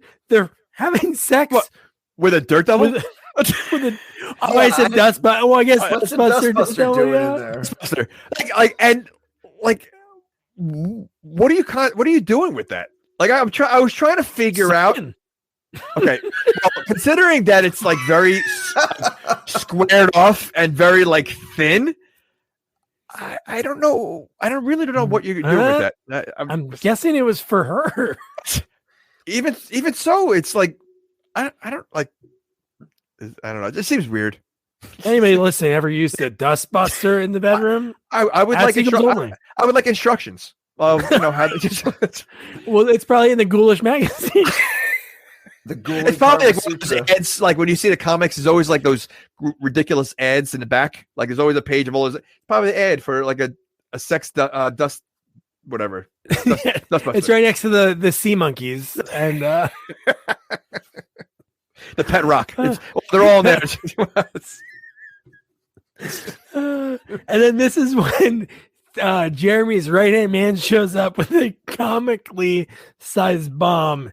And the Ghoulies I guess they didn't get a photo of who Skip Carter is, because when he walks in, he's holding this bomb and he goes, "Yeah, I just got to find this Skip Carter." And they go, "Ooh, Skip Carter?" And they hit him with a frying pan and he's dead. Yeah, you know what? Did they, in the first two movies, do they use weapons, or do they kill them by themselves, with their monster teeth and all that stuff? No, they're not comical. They don't talk. Okay, but still, do they use weapons to kill, or are they just biting people? I've seen the first one. I just recently watched the second one. No, I think they just use themselves. No, they do weapons. No, they do. No, they definitely use weapons that are around them. Yeah. Okay. All right. Because I feel they seem passive in a way in this movie, and they're just these are silly. These are comics. They're what is great about sequels. They have to jump the shark when you get to the third or fourth movie, and they really did. Do they talk in the fourth movie? Jim Wynorski did that one. I don't know, but there's a woman in leather in it. I know. The trailer looks bonkers. It looks ridiculous. Yeah, I don't know. For which one? Yes, the fourth one. Yeah, they actually made a fourth one. So they light the bomb and throw it out the window. Okay. And then it lands in the creepy cop's cart. And when it explodes, we see a dummy sitting there. Okay. And it explodes on the dummy. That's a big explosion. Then cut to the guy. He's just a little burnt. He's like a cartoon. You know what? He's like Wile E. Coyote. He is. Because he literally, everything keeps happening to him and he seems to be fine every single time. Yeah. He's fine every time. And, back to the bomb. So they clearly talked about making a bomb in the science lab. But how do you make a bomb like that? That's a bomb you purchase. It's a bomb you purchase, but in the science lab, they have the casing of that? Is that like a scientific thing? They have molding. Ball mold. So you're saying that? So is it bowling ball bomb? It looks like a bowling ball. It's bigger than a bowling ball, but it's spy versus spy, without a doubt. That's the bomb. Exactly. Yeah. So this is where the movie sort of picks up, and this is I would say the final act, because right from here, this is where they go to Ragnar's office because he says to her after they're dustbustering each other, he looks at her and says, "You heard Jeremy say that? Will you talk to Ragnar?" And let's go right now. No. He says he's not going to believe me. So she goes, "But he'll believe me." Yeah. Yes. So let me go with you. Her, yeah. Right. Yeah. So then they go into the office. They don't hear him. And then if I don't hear something, is the first thing I do opening up a mummy's tomb? Because they open the mummy's tomb, and then you see, Miss Boggs with a tongue wrapped around her head 20 times. She falls on the ground. And dude, and then they get into the hallway. Jeremy's there. And this whole scene makes no sense. Skip is like a wuss and getting held back. And who breaks away? Aaron? Yeah, and they're gonna beat him up in this. But he's not. Well, first of all, he's not a wimp, because what he does after. Well, he does that. He turns into the Incredible Hulk. he turns into the Hulk. No, he turns into Hulk Hogan. It's almost like he does the shake, and now he's like, yeah. But what's the point of so now they're gonna beat him? First, they want to kill him, and now beat him up. They're taking this whole thing because of the hat. Literally, this is all over her stupid hat. But I love it. He's like, "Aaron, go get help!" And when she hits the guy, runs away. And then Jeremy goes, "Don't worry, you want to be here for this." And then that's when they start punching him. Aaron happens to run into the library, but looks like a bar, because she runs past Ragnar, who's sitting in an area that looks like a bar. And don't forget, he lives there. He lives here. Sure, it's his house. I did laugh when she called. The lady's pissed off, be like, "Hey lady, this is 411. What are you doing?" So stupid.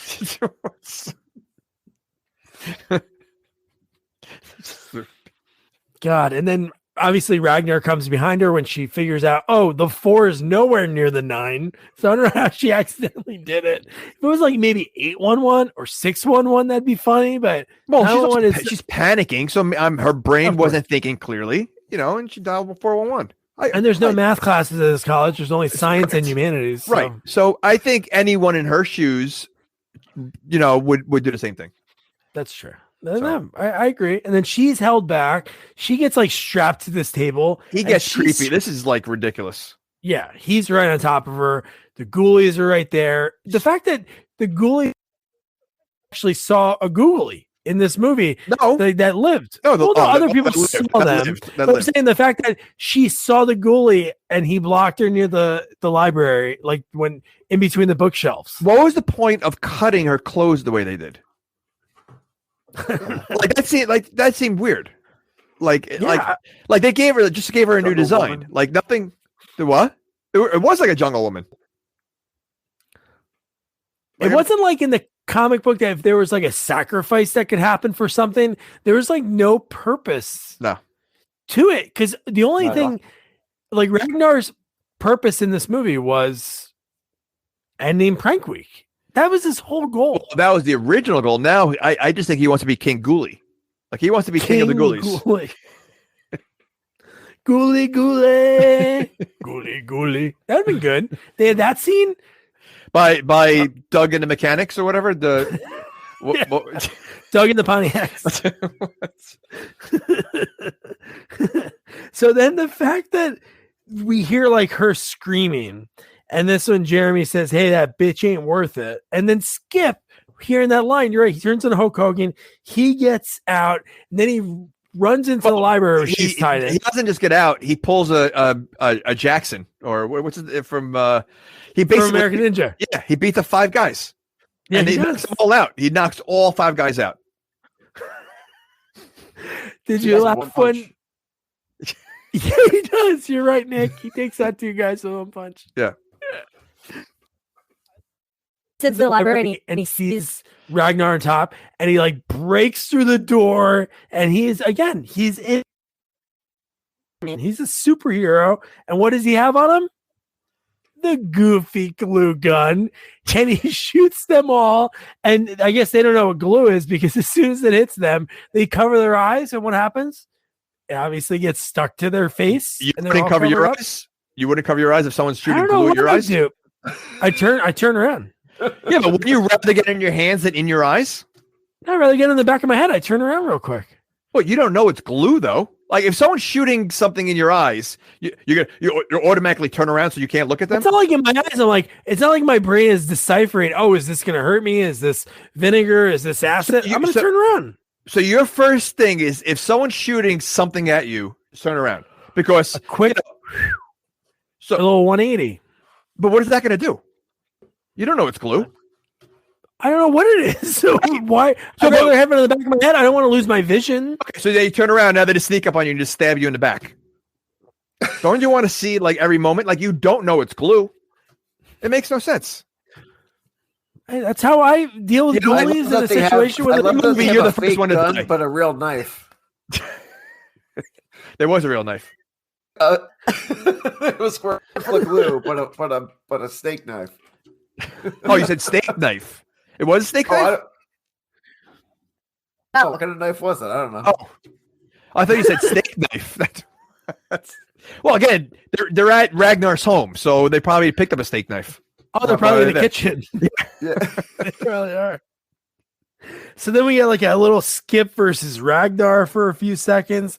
And what happens to him? Like, what causes him to be electrocuted? Yeah, that made no sense either. I was questioning. I thought I missed something. I went back for a second. No, I'm like, wait, did he do something different? It was almost like the ghoulie. He didn't summon something different. No, it's not like he said something in order because all his body looked like Troll 2, the end of Troll 2. Yeah, it looked like just like a heap of goop sitting there. That's it. It reminded me of a RoboCop. You know, he turned to like that mush, like it's, you know, but. Was it?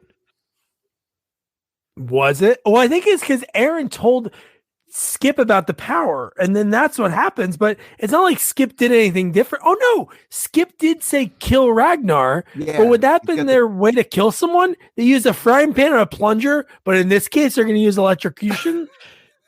Well, he was the ultimate beast, so I guess they had to use something a little bit more powerful. But did you think the movie was almost over now at this point? I kind of did. Yeah, I thought so too. I thought so. I thought like, all right, you know, like it's, you know, I thought like, all right.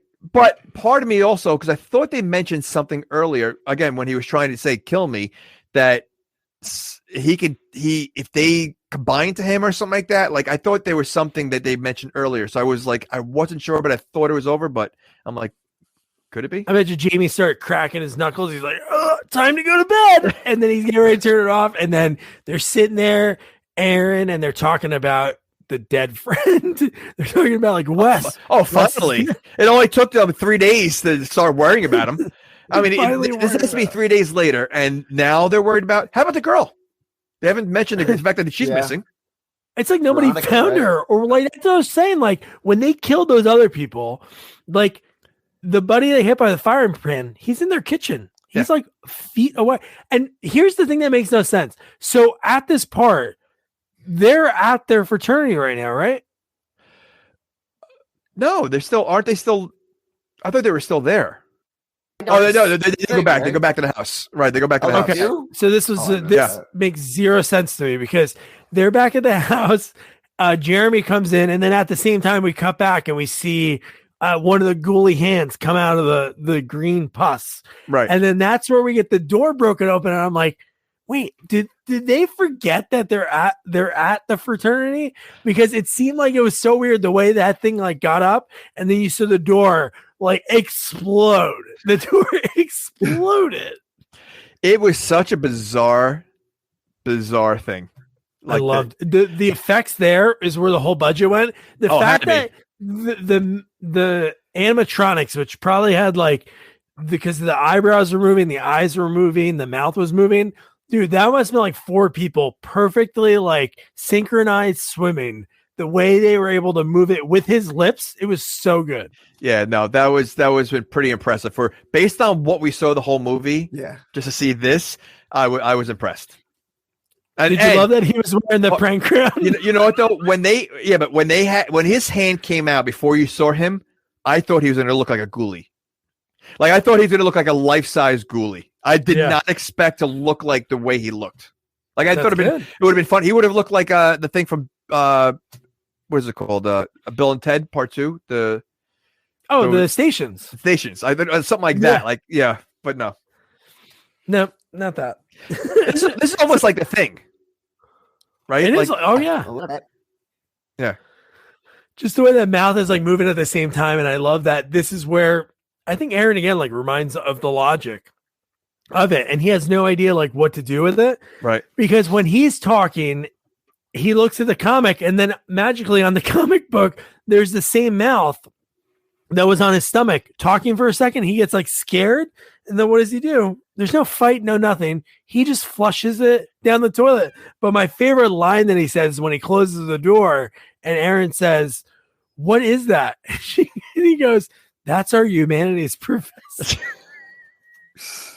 But again, the old flush. You put the ghoulish magazine, the comic book, down the toilet, you flush it. Okay, so let me ask you this. Well, first of all, the one thing I did not like about the monster is it was hard to understand him when he was speaking.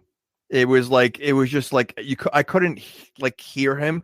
I don't know, it was the music or whatever, but that was hard. But if I'm a ghoulie and the toilet bowl is the place where that could bring me back to where I don't want to go, how about breaking the toilet bowl? Smart. Yeah, that's. I mean, clearly that would have solved many problems. No, that's right. Yeah. All right. I just thought of it just now. No, that's so good. But no, and then like we talked about, they're talking about Veronica, because I think this is where Aaron mentions Veronica, and this is where Skip mentions Wes again, and then the cop shows Jeremy has the dynamite on him because he's all still burnt. So Jeremy has that comic dynamite on him that he was gonna, because they were gonna frame Skip into looking like he was the one that blew up that dynamite looked more real than a stupid bomb. So like why? Oh yeah. So why didn't they use the dynamite in the first place? I know. And where did he get that from? Science lab. I want to see the science lab. It's Wile E. Coyote. He's the professor. I love that. So Aaron, and then from here, Skip and Aaron kiss, and the frat guys come back, and they're like, "Beta Zeta," and this is where the fat guy says the line that I really hate. Because first he says, "You won't believe our night," and then the fat guy goes, "Hey, you got the crown. You didn't hear? They had an emergency vote and we won." And I'm like, what? What just happened? They just had an emergency. It's prank week. I'm sure they have like a special day that they do it. It's like a big deal. So there should be like a ceremony.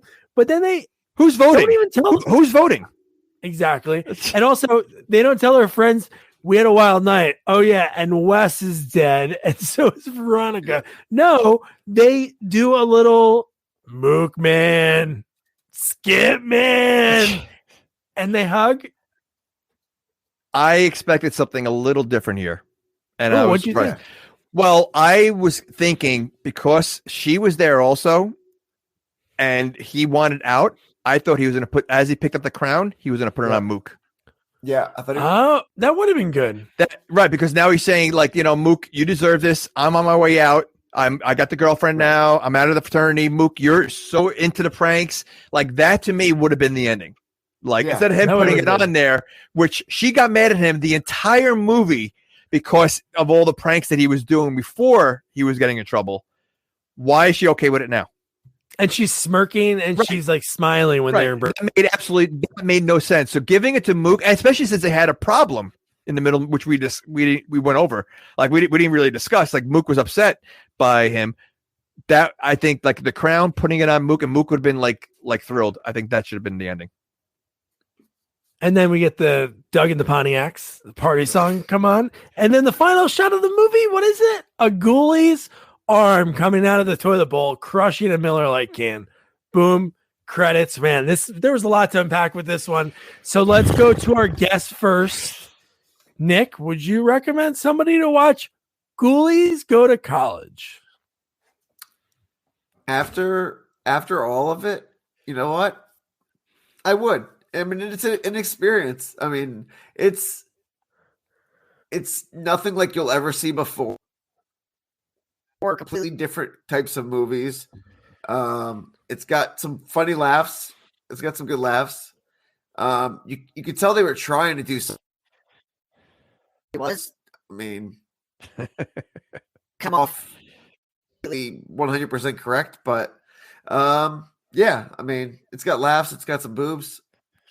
I'd watch it. I'd recommend it. Ugh. Jamie? I'm well, you know my answer. Yes, yeah. It's got laughs, it's got boobs, but so do 90 other movies that you could choose over Ghoulies 3. I just feel like as an adult, I feel dumber watching this movie. Ooh. Because it just, again, the Ghoulies look so ridiculous, and I don't know I don't know the target audience for this movie because it's so childish. Like the movie, the jokes is such a child movie. You take the boobs out, family movie.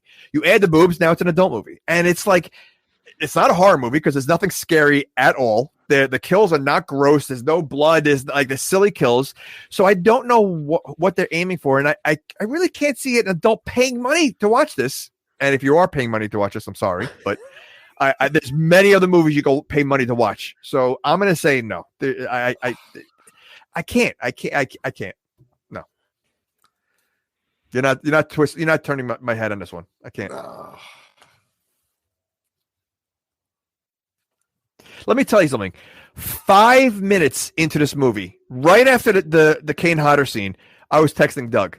I said, I'm not in this movie 5 minutes, and I'm already like I sent him a meme of jumping out of the window.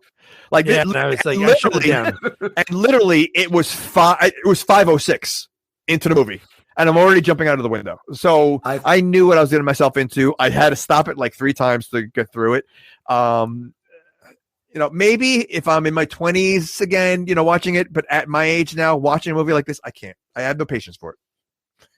Oh, man. All right. Well, no, I've obviously seen it. I enjoyed it. It was fun laughs. Is the greatest thing I've ever seen? Of course not. But no, I gotta say, I'd say check it out. There's fun performances. You get Richard Kind. You get a young Matthew Lillard, and but wait. You get a young Matthew Lillard for what? Not even a minute. So you can see the future. You can see the future. Now I want to see it again because I'm going to tell people, listen, the movie's horrible, but Matthew Lillard's in there for a minute. And in fact, he might say 2 words. Now they're really going to want to watch it. That you know what? You sold me, Doug. A minute of Matthew Lillard is worth watching this movie for. You could see where his performance in The Scream came from. If I'm Matthew Lillard, I'm like, please, I hope no one notices that I was in this movie. I'm young. This movie to Matthew Lillard is what Munchie is to Jennifer Love Hewitt. Yeah, except she had more lines. Matthew Lillard was in the background, had 2 words, and I think in his case, he's like, I'm really hoping no one notices it's me. Oh man. Well, Jamie, I think you're going to feel better because this is, again, Nick, thank you for being our creature expert.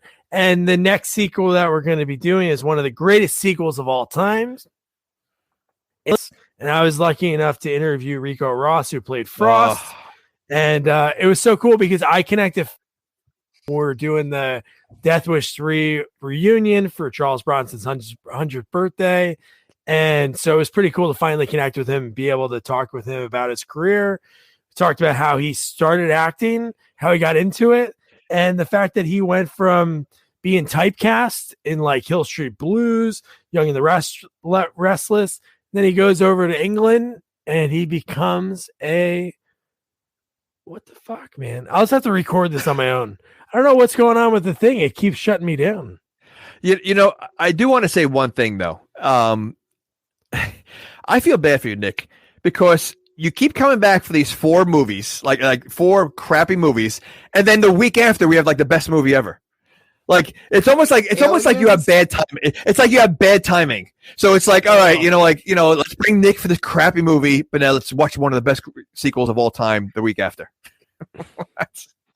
Meme with the guy with the fishing pole with the like you're too slow. You can't get it. Nope, too slow. I'd be curious what we did. Do you remember what we did after Munchie? I'd be curious if it's a good movie. Well, it was probably the other one. It was probably the one we recorded that day with Tom too. That's right. Super Babies. So it's probably right around there. Okay. All right. So that one wasn't it. Okay. Yeah. No, you did not for that one. No. All right. So that's it for Ghoulies Go to College. Thank you, Nick, our creature expert, and I'm sure the next movie will have to have a Munchie tie or creature tie.